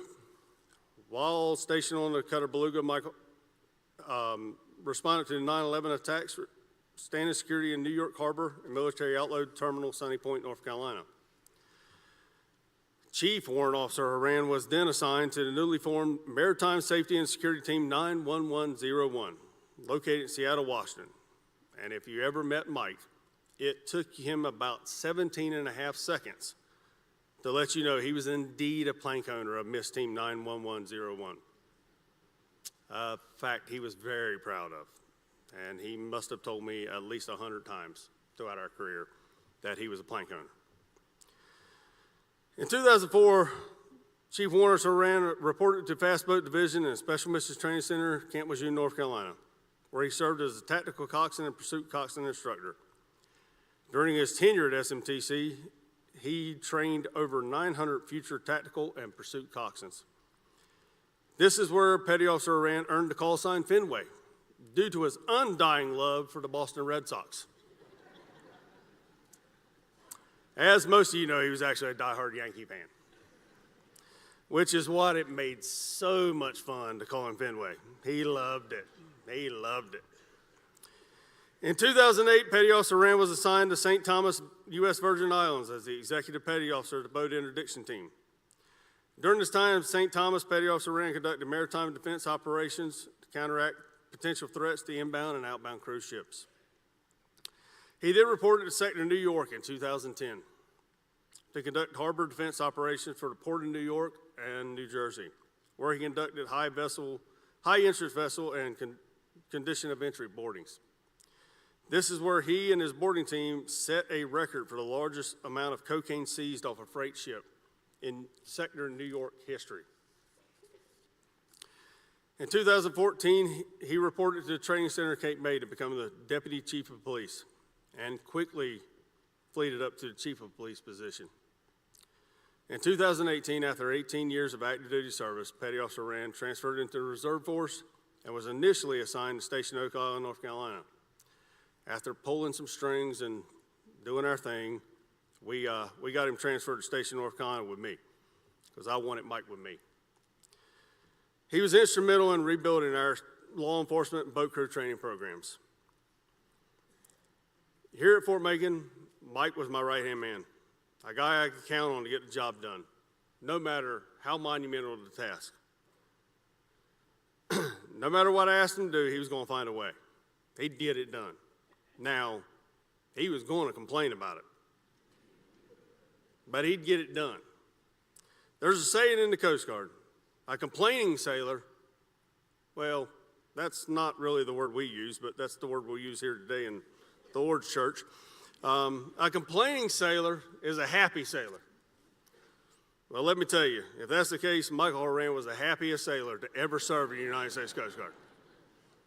He complained about anything and everything.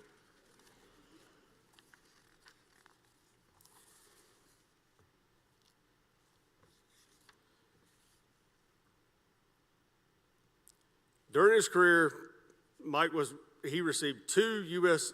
Coast Guard Achievement Medals, 5 Commandant Letter of Accommodations, DOT 9/11 Medal, 7 Good Conduct Medals. I'm not sure how he pulled that off. He kept most of his endeavors quiet. 3 Humanitarian Service Medals, the Global War on Terrorism Service Medal, the Armed Forces Service Medal, and countless other ribbons and awards. Most of the time I was giving them to him in a t-shirt because he forgot his blouse. Any person who was stationed with Mike at any of these units will undoubtedly say the same things about him. He was a consummate professional, and he was. He was the tip of the spear, a guy who always led from the front, a guy who looked out for his fellow shipmates, always had their backs, and was going to help further their careers to the best of his ability. I think Senior Chief Todd Gormley, the officer in charge of Station Fort Megan, said it best about Mike. He was a man deeply committed to serving others and reflecting a true calling to protect and support his country and community.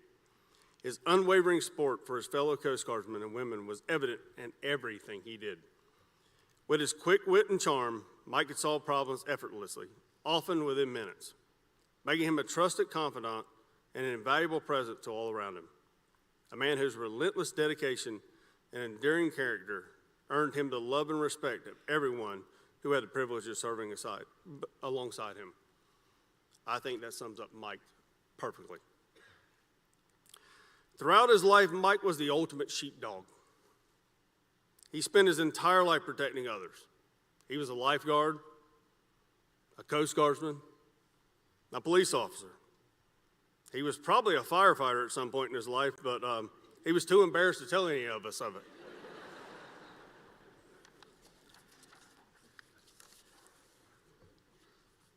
I first met Mike, or Wfmy, as most of his friends called him at that time, after I was assigned to Fast Boats Division at SMTC in December of 2006. And after the mandatory peacocking period between 2 alpha males, we became instant friends and were nearly inseparable during our tour together. The 2 of us, along with the rest of the boat team instructor cadre, often found ourselves getting into shenanigans that would leave our bosses, Mr. Davis and Chief Basilici, either scratching their heads or banging them on their desk. Though it was one of the most professional group of coasties I've ever worked with, we definitely did our share of goofing around, and Mike was often the center of the prank. Most of the time it was us pulling some kind of prank on Mike because it was so much fun to get him spun up and watch him go into one of his Jersey tirades. During this time, we both lived in Wilmington, North Carolina. Now, we rarely missed a 25-cent wing night at Buffalo Wild Wings. That's how long we've known each other. 25-cent wings, now they're like $1. Every time Mike went to the bathroom, I would always try to sneak one of my mango habanero wings on his plate just to see his pale Irish face turn beet red and eye sweats and all that good stuff. It was great. We also spent a lot of time fishing together. And with all the things that Michael Horan was good at, fishing was not one of them. I have never seen a man lose so many fish in all my life. You could have a fish hooked up for 15 minutes. Hand Mike the rod, instantaneously, fish bit the hook. I used to kid him that these North Carolina fish refused to be caught by a Jersey boy. One day, however, while we were trolling offshore with a group of friends, it was Mike's day to shine. We hadn't caught a thing all day long. But early in the afternoon, Mike gets a bite. It's a mahi. Now, if you don't know, a decent mahi is about 10 pounds. Good mahi's 20 pounds, 30 pounds. That's a great mahi. Mike's mahi probably weighed a single pound. And that was before a barracuda bit it in half. So there Mike is, reeling the top half of a 1 pound mahi. Well, at this point in time, it's like a half pound. We called it a ma, not a mahi. Our buddy Kevin flips it in the boat and tells Mike to throw it in the cooler so he can make a sandwich for dinner. Mike doesn't want to touch the fish. After some name calling and some bickering between the two of them, Mike reaches down to pick up the half of fish and immediately squeals like a middle school girl and screams, "It flicked! It flicked! It flicked!" One of the toughest men I've ever known in my life is freaked out by a half a fish that wasn't much bigger than my hand. The rest of us laughed so hard we nearly fell overboard. But that was Mike, always making people laugh, a lot of times at his own expense. I was driving home last week, and I was thinking what to say about Mike. What do you say about Mike? I mean, it's Mike. What do you say? And I couldn't figure out how to conclude my statements. And in a way only Mike could, he let me know in a perfect way. I was listening to a station on Pandora. I'm that old. I still listen to Pandora, not Spotify, all that stuff. And I drove through a dead area on Camp Lejeune, which is only appropriate because that's where we met. I lost signal and I switched over to my radio. The next song that played was one of Mike's favorites from Flogging Molly. His eyes, they closed, and his last breath spoke. He had seen all to be seen. A life once full, now an empty vase, wilt the blossoms on his early grave. So walk away, me boy, and by morning we'll be free. Wipe that golden tear from your mother dear, and raise what's left of the flag for me. Mike stood the watch for 25 years. He stood the watch even though he would have rather been home with his family. He stood the watch no matter how dangerous that watch would be. He stood the watch so that we, our families, and our fellow men could sleep soundly in safety each and every night. Rest easy, my friend. We have the watch. Thank you.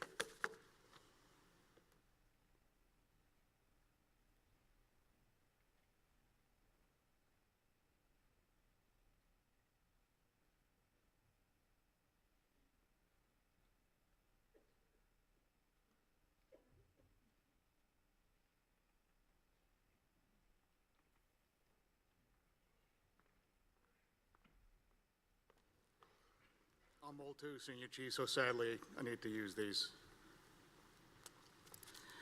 My name is Mike Zustra. I'm a former Coast Guard officer and longtime friend of the Horan family. And this afternoon I'm going to read the Coast Guard prayer. Almighty and everlasting God, whose hand stills the tumult of the deep, we offer our prayers for those who serve in our Coast Guard.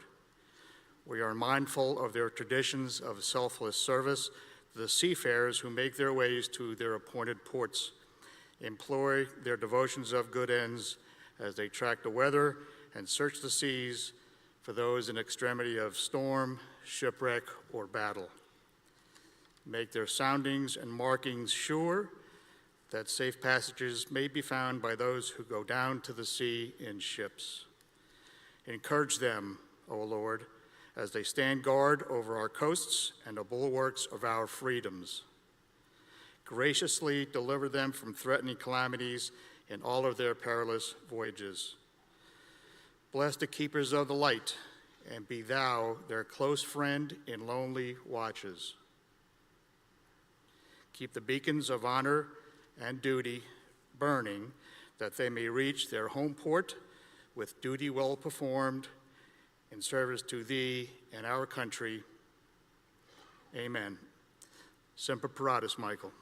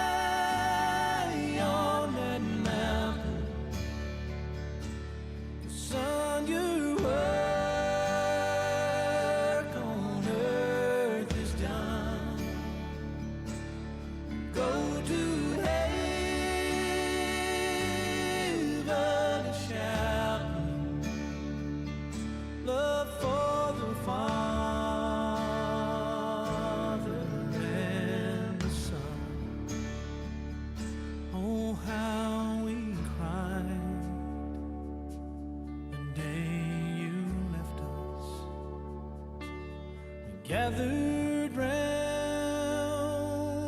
your grave to grieve. Wish I could see angels' faces when they hear your sweet voice sing. So go rest high on that mountain. The sun, your work on earth is done. Go to heaven a shouting, love for the Father and the Son.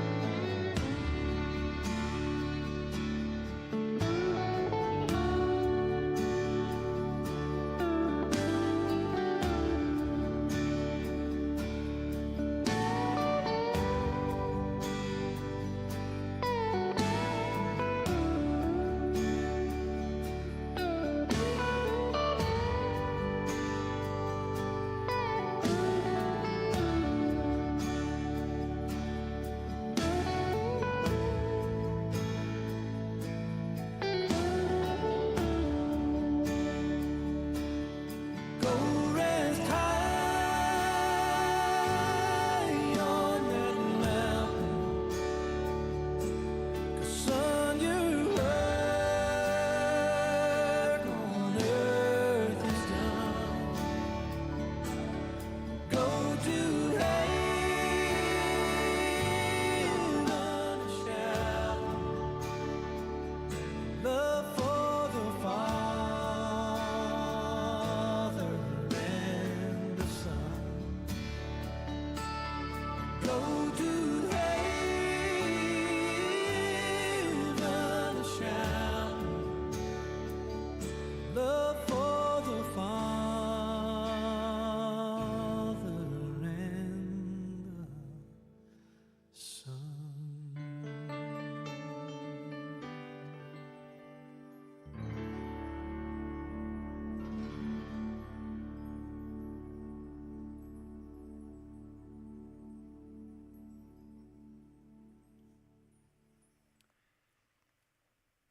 As Courtney and I corresponded, in the midst of all the why questions, it was her desire that everyone here know two things.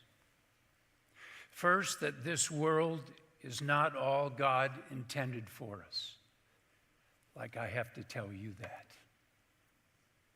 And secondly, that we can have hope and peace, knowing there's a future with Jesus in eternity.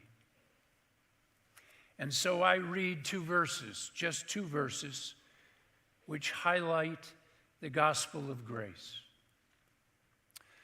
For it is by grace you have been saved through faith. This is not from yourselves. It is the gift of God, not by works, so that no one can boast. When I read those words, I think to myself, if anyone anywhere could stand before God and say and boast, look at all I've done.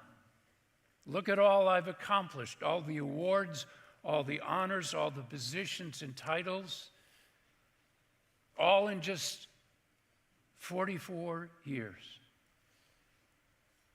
It would be Petty Officer, First Class, husband and father, Michael Thomas Horan. Now, don't get me wrong, it's right that we highlight and honor Mike for all these amazing things and a whole lot more that haven't been told today, is just that this grace gospel makes this incredible claim that we, that is none of us, are accepted by God because of the stuff we do, no matter how great it is. Not Mother Teresa, not Billy Graham, certainly not me, and not even Mike.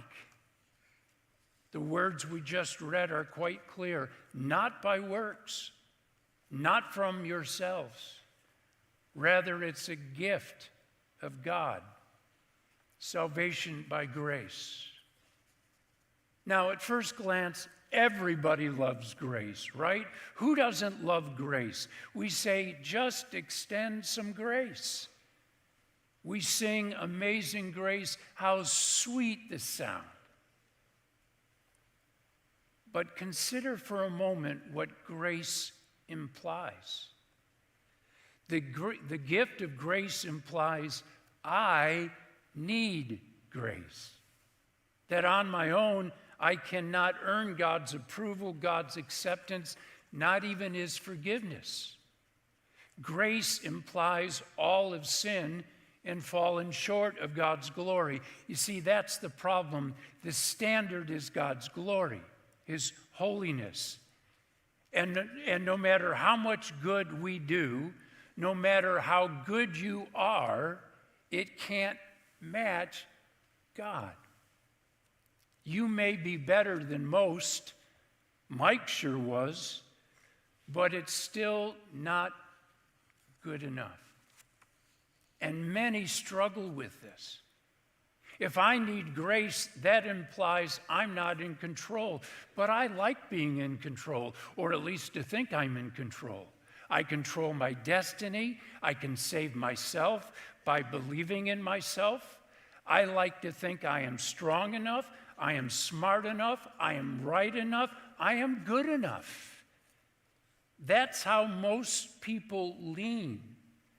The way good people connect with a good God is by being good, or at least more good than not. Of course, there's always the question, how good is good enough? So that's one thing grace implies. Grace is necessary. I stand in need of it. So maybe that's why not everybody loves grace. But here's the great news about grace. While it tells me I cannot save myself, it shouts, I don't have to. For what Jesus did what you and I can't do, what we couldn't do. As we read earlier, Jesus died for us. No greater love. Actually, it says, while we were still sinners, Christ died for us. So here's the bottom line. Grace means to believe. To believe God's gift of Jesus. See, not only to believe in God, but to actually believe God. That he, God, so loved the world that he sent, that he gave, that's the grace part, his one and only Son, that whoever believes in him should not perish, but have everlasting life. You see, this world is not all there is. Grace by simply believing. Most people assume we climb ourselves up to God. Grace reveals God the Son came down to us. I could keep going, but it doesn't get any clearer than where we started.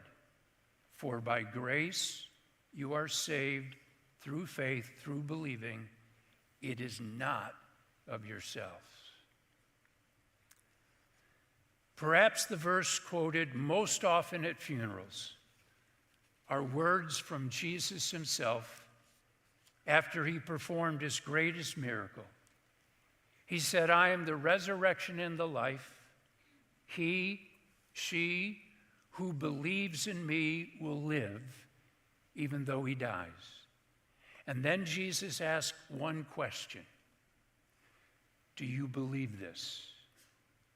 For grace believes. Today we remember Mike Horan, a truly remarkable man, a hero in every sense of the word. Indeed, the words at the end of Mike's obituary ring true. The loss of Mike Horan echoes through the Coast Guard, law enforcement agencies, this community, and the nation. Mike's humor, his love of life, his passion for family and friends are his legacy. The world has lost a truly good man, a great cop, and a shining example of a coastie. So today, we do both. We honor Mike, who gave his life for us, and we exalt Jesus, who gave his life for us, for our forgiveness, that by grace we may live with him forever. This world is not all that there is. Pray with me. My Father and my God, I thank you that you put eternity into the hearts of men and women, that there's something deep within us that we know there's more. I thank you for the grace that you also gave, that we can know what that is. Thank you for this time around these two verses. Again, I pray in my Savior's name. His name is Jesus. Amen. Chief.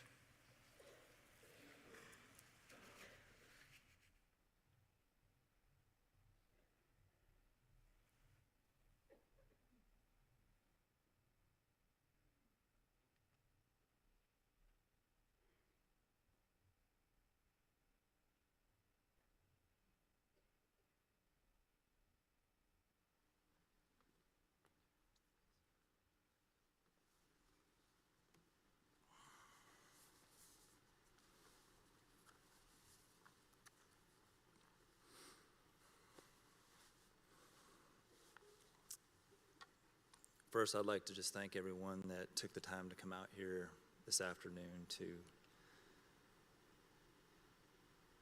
honor Officer Horan and his life of service, and to be here to support his family, his Coast Guard family, and the Greensboro police family. I apologize. I do have a cold that I have been getting over a little bit, and I do have a cough drop in my mouth. Unfortunately, a side effect, it has caused me to tear up on occasion, so I'll apologize for that in advance if that happens. As an organization, we have approximately 750 employees at the department, and as a police chief, I don't always get the opportunity to engage with all of the employees in one-on-one interactions. I was fortunate enough that I did have an opportunity to engage with Officer Horan on a few occasions. I'll share with you a recent experience that I had with Officer Horan. So I was working at headquarters, and Officer Horan was in the parking lot, and we were walking into headquarters, and it was shortly after a time that Officer Horan had received a reprimand at the police department. As many of you know, Officer Horan claims to be from the New Jersey area, and as such had a tendency to use colorful language. I guess to put that nicely. And he had received a recent reprimand for the use of colorful language, which I was told after the fact was just a New Jersey dialect that he was speaking. Nevertheless, anyone that knows me knows that one of my pet peeves as a leader is the use of that language. And so as we were walking into headquarters, Officer Horan and I were having a conversation, and he stops and he says, "Chief, I'm sorry for using that kind of language. I know we shouldn't be doing that, and I just wish I could be more like you and not use that kind of language." And I stopped for a second. I looked at him and said, "Officer Horan, we didn't hire you to be like me. We hired you for who you are." I then followed that up and said, "I want you to be who you are with a little less colorful language if possible." And he smiled and went on. Today we reflect on the life and journey of Officer Horan. We are reminded that it's not just the titles he held or the duties he fulfilled, but the heart and soul he brought to everything he did. And everything I know about Officer Horan, there are two words, and I think you heard them consistently today. And those two words are service and family. Officer Horan lived a life dedicated to service, a life of unwavering commitment, selflessness, and sacrifice. From his years in the Coast Guard to his time at the Greensboro Police Department, he never once hesitated to put safety and well-being of others before his own. In the face of danger, uncertainty, and difficulty, Officer Horan was always there, steadfast and determined, driven by a deep sense of duty. But perhaps most important of all, Officer Horan never saw his service as a job. To him, it was a calling. Whether it was rescuing stranded swimmers on a vacation, helping a community member in need, or simply showing up each day with an unwavering commitment to protect and serve, he did so with a sense of pride, responsibility, and honor that inspired all of us who had the privilege of knowing him. I will share with you a brief example, I think, that embodies the service of Officer Horan. On September 27th, the Asheville area had the remnants of a hurricane come through and create devastation in the western part of our state. September 28th, we received a call from the Asheville Police Department for resources to deploy to Asheville to help with recovery efforts. It was a Saturday. It was a Saturday evening. Unfortunately, Officer Horan was recovering from an injury, so he was not working. And the email that went out to all police went out at 8:08 p.m. on that Saturday night, asking for anyone that could help to respond. Officer Horan's response at 8:09 p.m., "I'll take myself off light duty and go, for real."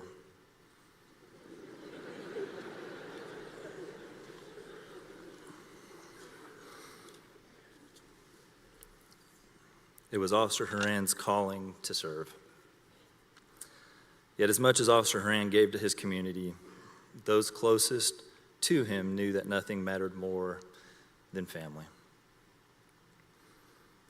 Officer Horan was a devoted husband, a loving father,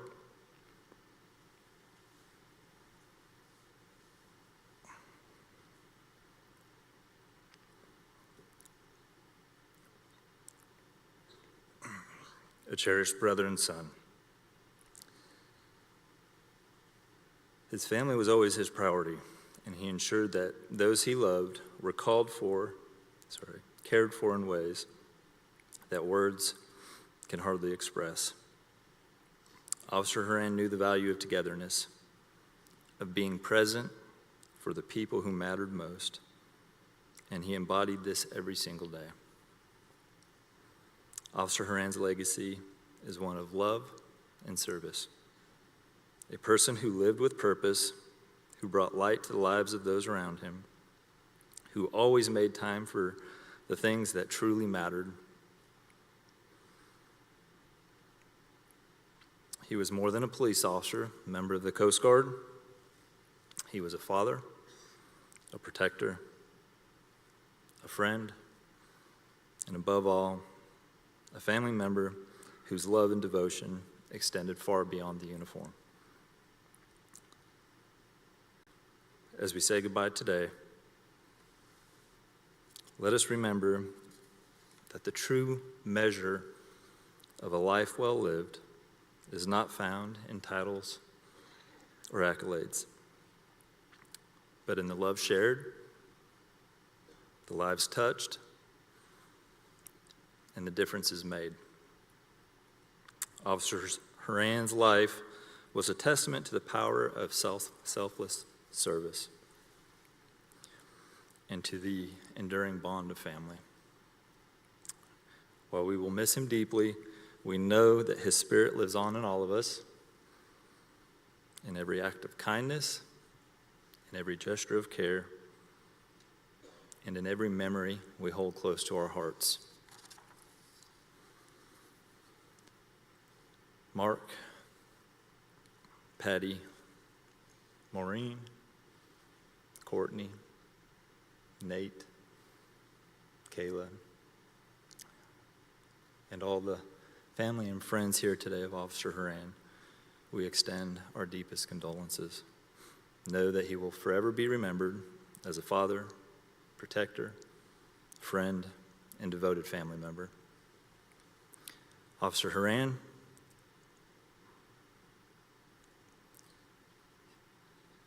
you have served your country, your community, and family with honor. Your legacy will continue to inspire and guide us. Rest in peace, brother. You will never be forgotten.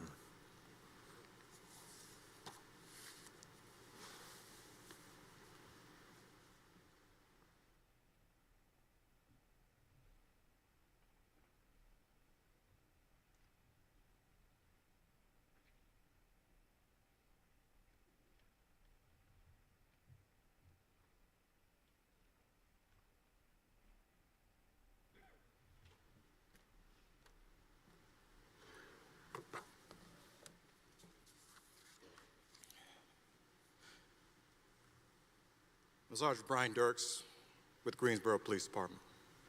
Please join me in the policeman's prayer. Lord, as I prepare for my tour of duty, I pray. As I put on my shirt and pants, cover me with your protective hand and clothe me with integrity. As I put on my shoes, guide my steps through the pitch black alleys and make me swift of foot when in pursuit of the fleeing felon. Help me always walk in the path of truth. As I place my hat on my head, give me the knowledge to make swift and correct decisions and the common sense to stay within the gray lines of the law. As I place my gun on my side, help me realize the grave responsibility that goes with it. Grant that I may never have to take another person's life, but should that day ever come, maybe in order to preserve life and never out of hatred. As I place my shield over my heart, help me to control my emotions under all circumstances, but never let my heart grow so cold that I overlook the feelings of others. And always keep me with a sense of humor, Lord. For without humor, there cannot be sanity. One last thing, Lord. Keep me by thy saving grace, that when my tour of duty is up in this life, my name be written in the book of life. Amen.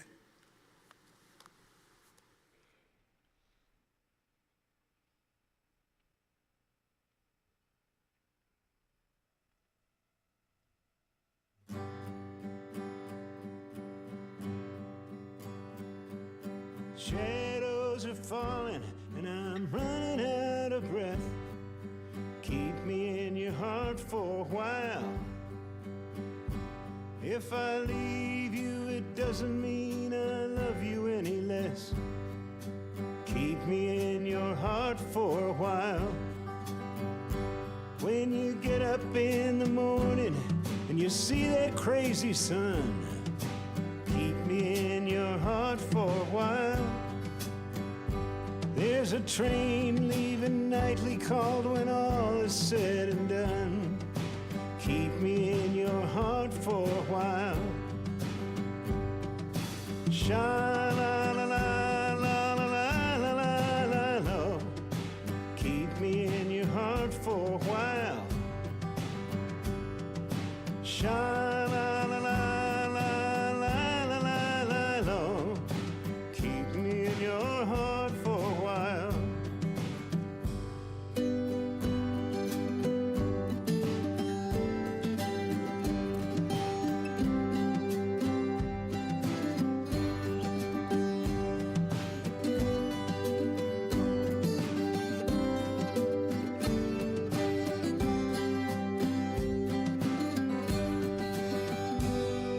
Sometimes when you're doing simple things around the house, maybe you'll think of me and smile. You know I'm tied to you like the buttons on your blouse. Keep me in your heart for a while. Hold me in your thoughts, take me to your dreams, touch me as I fall into view. And when the winter comes, keep the fires lit, and I will be right next to you. Engine drivers headed north to Pleasant Stream, keep me in your heart for a while. These wheels keep turning, but they're running out of steam. Keep me in your heart for a while. Sha-la-la-la-la-la-la-la-la. Keep me in your heart for a while. Sha-la-la-la-la-la-la-la. Keep me in your heart for a while.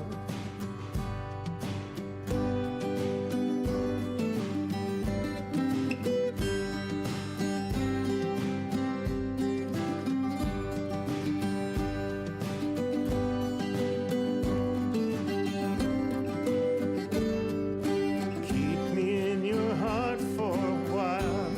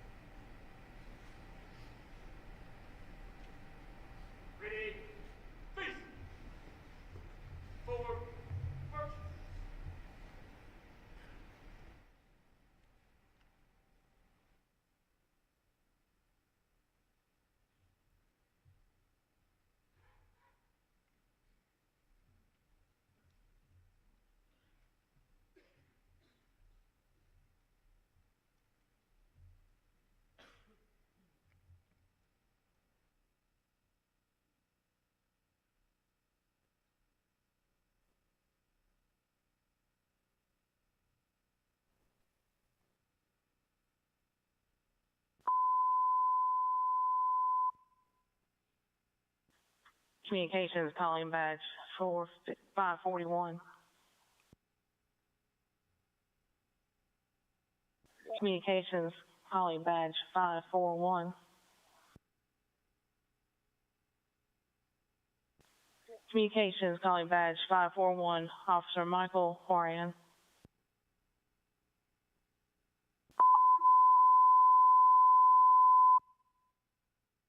All units badge 541, Officer Michael Horan.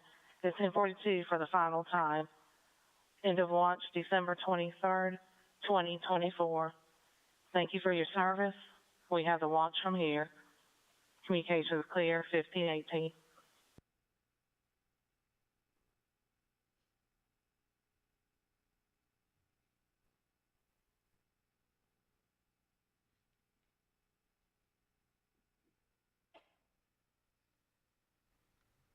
In a moment, the family is going to be dismissed for ongoing honors outside.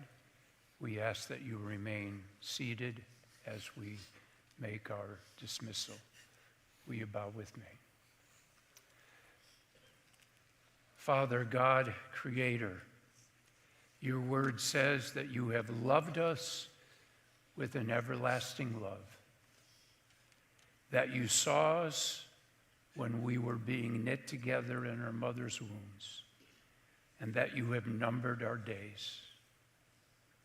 Father God, I pray that we would leave this place because of this man who has been an example to us in so many ways, that we would make the most of every opportunity, for as you warn us, the days are evil. I pray your blessing on this family as they go, that they might sense your grace. I pray this in Jesus' name. Amen.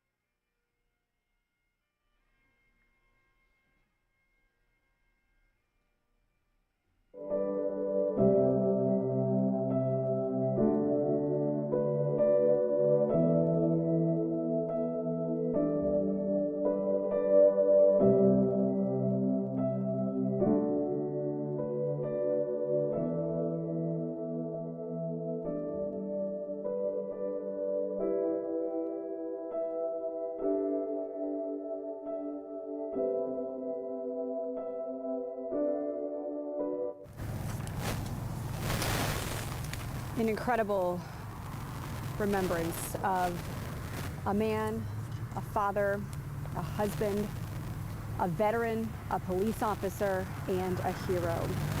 As this funeral service wraps up for Officer Michael Horan, I think everyone watching can collectively agree it was a beautiful tribute to someone who made an incredible impact on everyone who knew him and everyone who has just now come to learn of him in these last 2 weeks since his death. And it was very well-rounded. We got to know just so much more about the person, Michael Horan, who everybody calls Mike. Was a really good friend.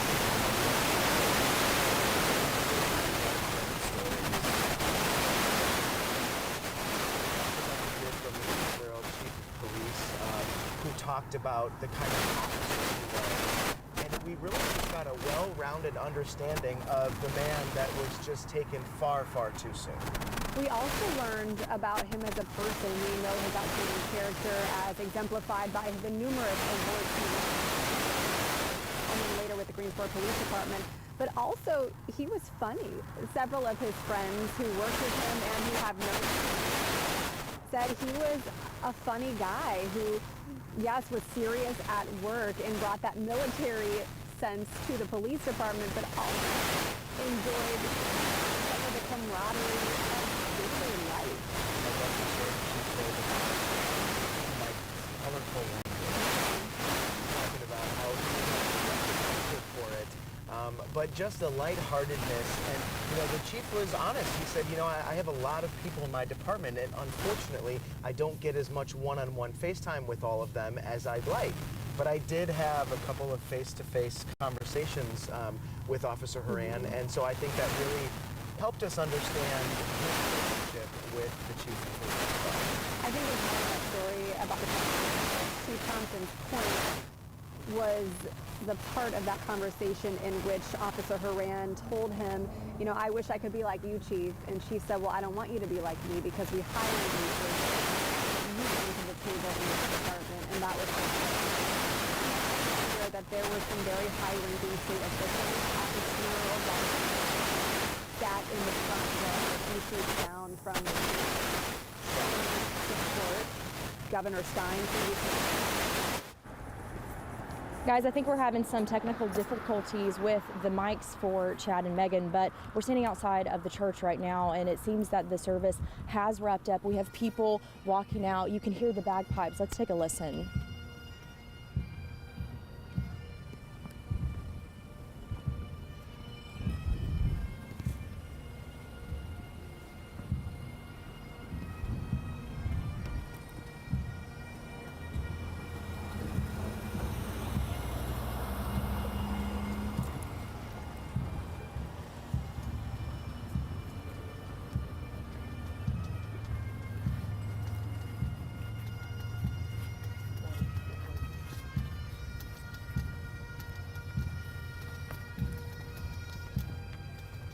And it's those bagpipes, when they start playing, something is just moving about that. I mean, it's an honorable thing to have them at a funeral service. You can see the hundreds and hundreds of people pouring out of the church right now. If you were able to watch the service, I can imagine that you feel very similar to how we feel about the entire service. It was moving. It was heartwarming. It was heartbreaking just to hear from so many people that were impacted by Horan. I remember listening to one of the officers who said that she was in the 103rd Academy with Horan, Officer Mercer. She said that she was Horan's work wife, and she told a lot of funny stories about him. Megan mentioned this earlier, but a lot of people have funny stories to tell. I mean, this man was a light in so many people's lives. I mean, you can tell just by the magnitude of people coming out of the church right now.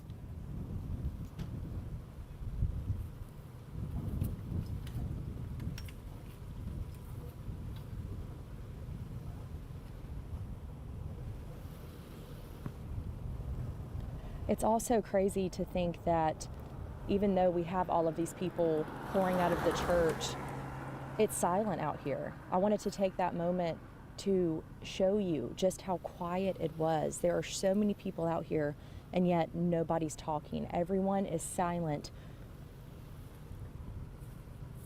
sending prayers up They are supporting the family being out here today. You can see we have more officers that are heading our way. They're going to be lining the parking lot of Westover Church so Officer Horan can make his way back to his final resting spot. It's an eerie feeling being out here. I mean, we were in this exact position less than a year ago for Sergeant Dale Nix. Watching the funeral service online and seeing Chief John Thompson along with another law enforcement personnel handing over the flag to Officer Horan's wife, it's almost, you can't even put to words what happened there. I mean, it's so moving and it's so heartbreaking. You really feel for this entire police department and the community and Officer Horan's family. I mean, look at all these people that have come out today to be a part of this funeral service.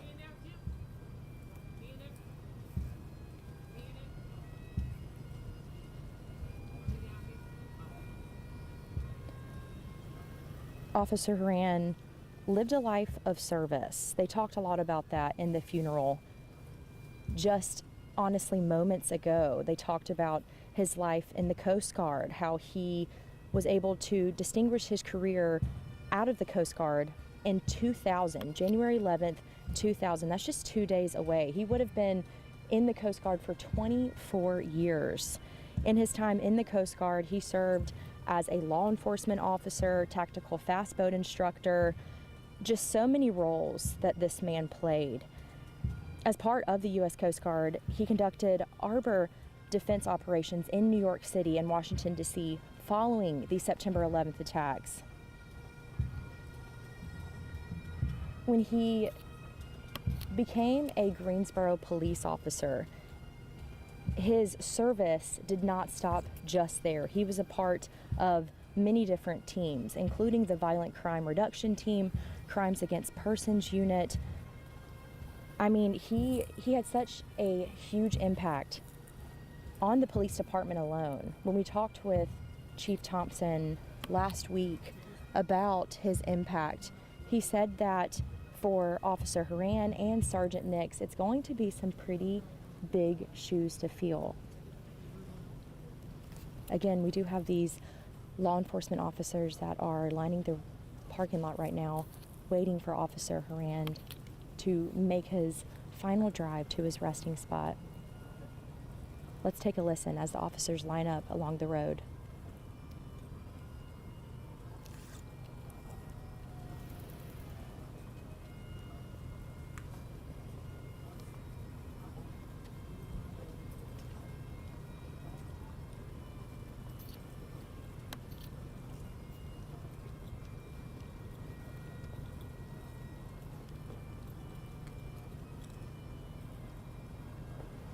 We've talked a lot about the support coming out here today, about the people who Officer Horan knew, the people that he didn't know. But when it comes to law enforcement, I mean, look at this sea of blue. There are so many different agencies and entities out here today, from Apex to Concord. We saw someone from Currituck and even East Spencer. I mean, so many different law enforcement agencies have made their way out just to show their support for Greensboro Police Department and the Horan family.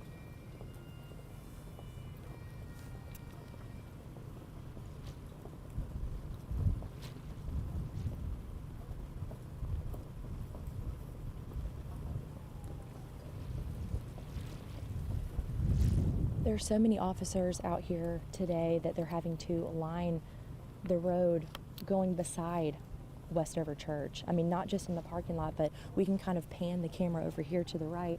They have to go all the way down in order to make sure that everyone is lined up and waiting. They are standing shoulder and shoulder, and whenever Officer Horan will come out of that church, they will all be in attention, honoring him.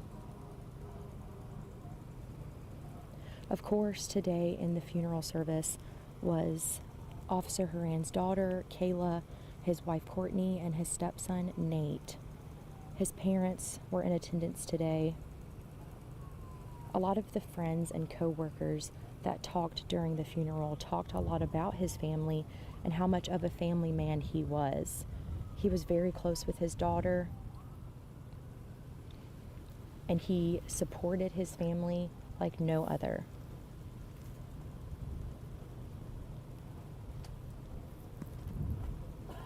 Again, we were just out here less than a year ago for Sergeant Dale Nix, and it is the exact same that we dealt with back then. I mean, you can really feel, if you're out here, you can feel the weight that is on every single officer standing out here today. The bagpipes have started playing again, so we're going to listen for a moment.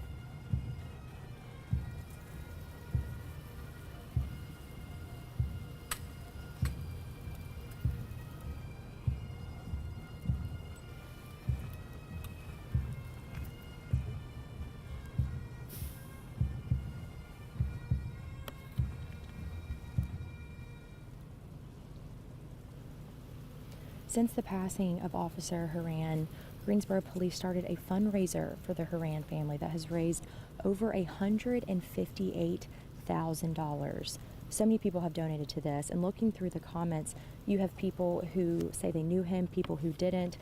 When we have covered the many stories that we have over the past couple weeks since Officer Horan's death, we've met a lot of people who say they didn't know the officer, but they support law enforcement, they support the Horan family, and a lot of them have attended, they've visited the memorial, and they've laid flowers, they've laid gifts, they've gotten down to their knees, and they have prayed for Officer Horan's family. As you can see, all of the officers now are standing in attention. We are now waiting for Officer Horan.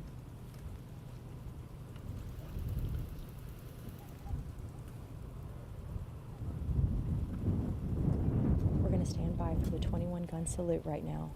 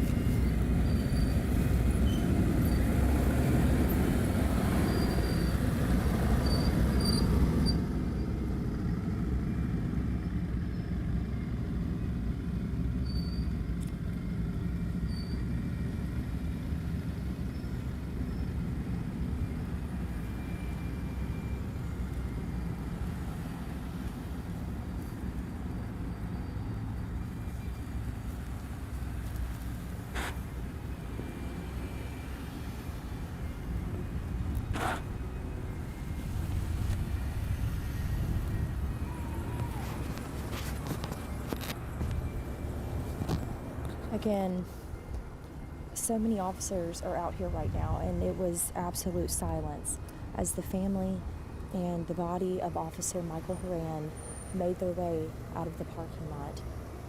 You can see these officers are still standing here. They're still supporting Officer Horan and his family.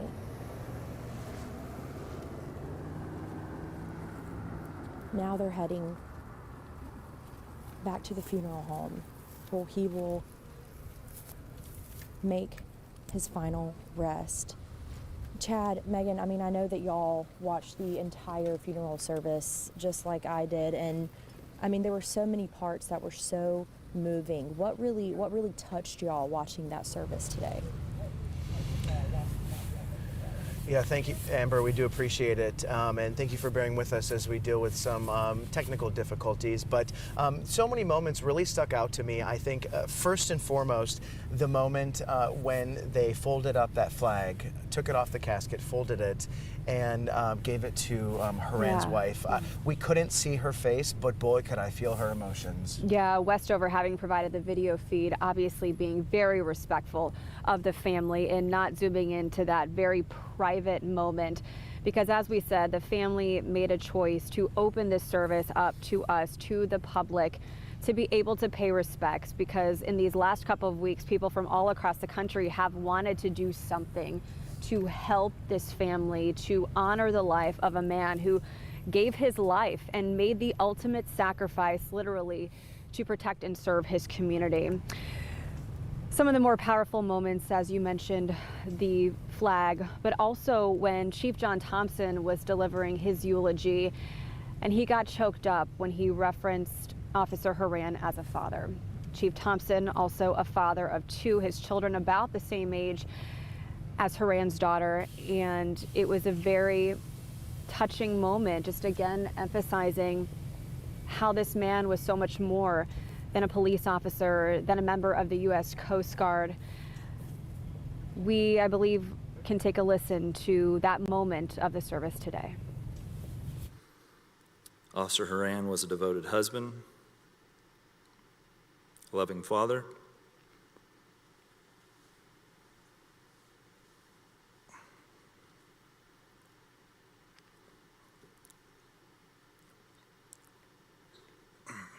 a cherished brother and son. His family was always his priority, and he ensured that those he loved were cared for in ways that words can hardly express. Officer Horan knew the value of togetherness, of being present for the people who mattered most, and he embodied this every single day. Just so powerful to hear those words. Chief Thompson, his department has been through a lot in this last year with the losses of 2 officers killed in the line of duty. Right now, as we speak, you are seeing the congregation letting out some of the members of the public and the various law enforcement agencies from all across the state leaving, and everyone's face is very somber. We've seen some folks holding hands. This was a very emotional experience for those who both knew and did not know Officer Horan. We heard so many powerful speeches today, including from the family friend who has known Officer Horan since she was a teenager. She said when she was asked to officiate his wedding to his wife, Courtney, she never, ever would have thought that she would be delivering a eulogy at his funeral. Just a couple of years later. Just absolutely devastating. You know, you have to write a fine balance between, you know, smiling the whole time and grieving the whole time. And I think that we got a really perfect mix of the both of them. You know, we talk about the family friend. She was great. You know, she said, the one thing I wrote down from her that she said Mike wasn't like family, he was family. I mean, we all have people in our lives who we feel like they are close enough that they are family, and it seems as though it was like that for them, but even closer.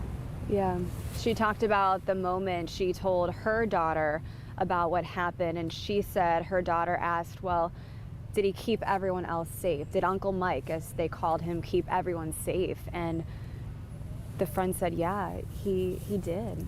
He did his job, and he protected his community as he had vowed to do when he took the oath to wear that badge in 2018. And then before then, with his 17 years with the U.S. Coast Guard. Truly a life of service, a life cut short, but a life well lived in 44 short years.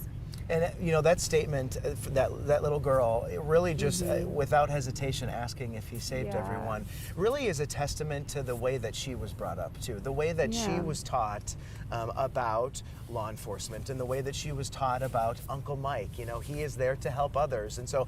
That was her first reaction was very moving. I also wanted to point out, you know, when we were listening to Chief Thompson speak, you could hear the heaviness weigh on his heart. I mean, if you think about it, most law enforcement leaders, chiefs of police, sheriffs, don't ever have to give a eulogy or speak at one of their officers' funerals, and he's now had to do it twice.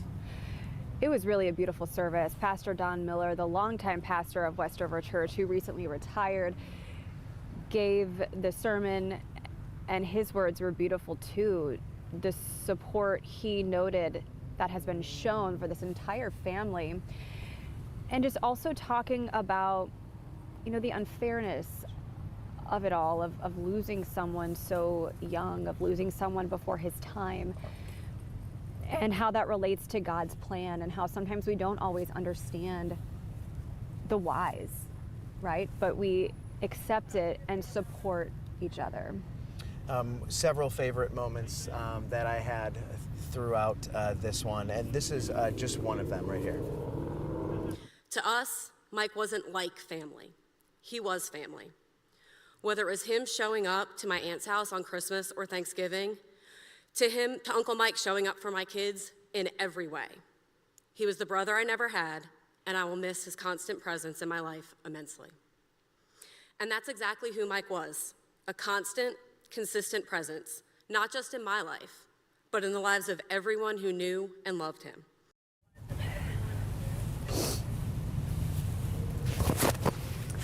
Wow. Just, I mean, incredible to know the journey that she went on with him. You know, we're very new to Officer Horan. You know, only knowing him, really knowing him for a couple of weeks, but she's known him for years, and just to hear someone talk about what a great guy he was encouraging. Chad, you asked me earlier before the funeral started what one of my most impactful moments was in our coverage over these last 2 weeks, and I mentioned it was the night of Officer Horan's death when the Greensboro Police Department set up a table in its lobby, and on the table was a picture of him, his gun that he had worn just hours before, his badge, and then a framed picture of the police officer's prayer. I want to now play the moment that prayer was read today in front of thousands. Lord, as I prepare for my tour of duty, I pray. As I put on my shirt and pants, cover me with your protective hand and clothe me with integrity. As I put on my shoes, guide my steps through the pitch black alleys and make me swift of foot when in pursuit of the fleeing felon. Help me always walk in the path of truth. As I place my hat on my head, give me the knowledge to make swift and correct decisions, and the common sense to stay within the gray lines of the law. As I place my gun on my side, help me realize the grave responsibility that goes with it. Grant that I may never have to take another person's life, but should that day ever come, maybe in order to preserve life and never out of hatred.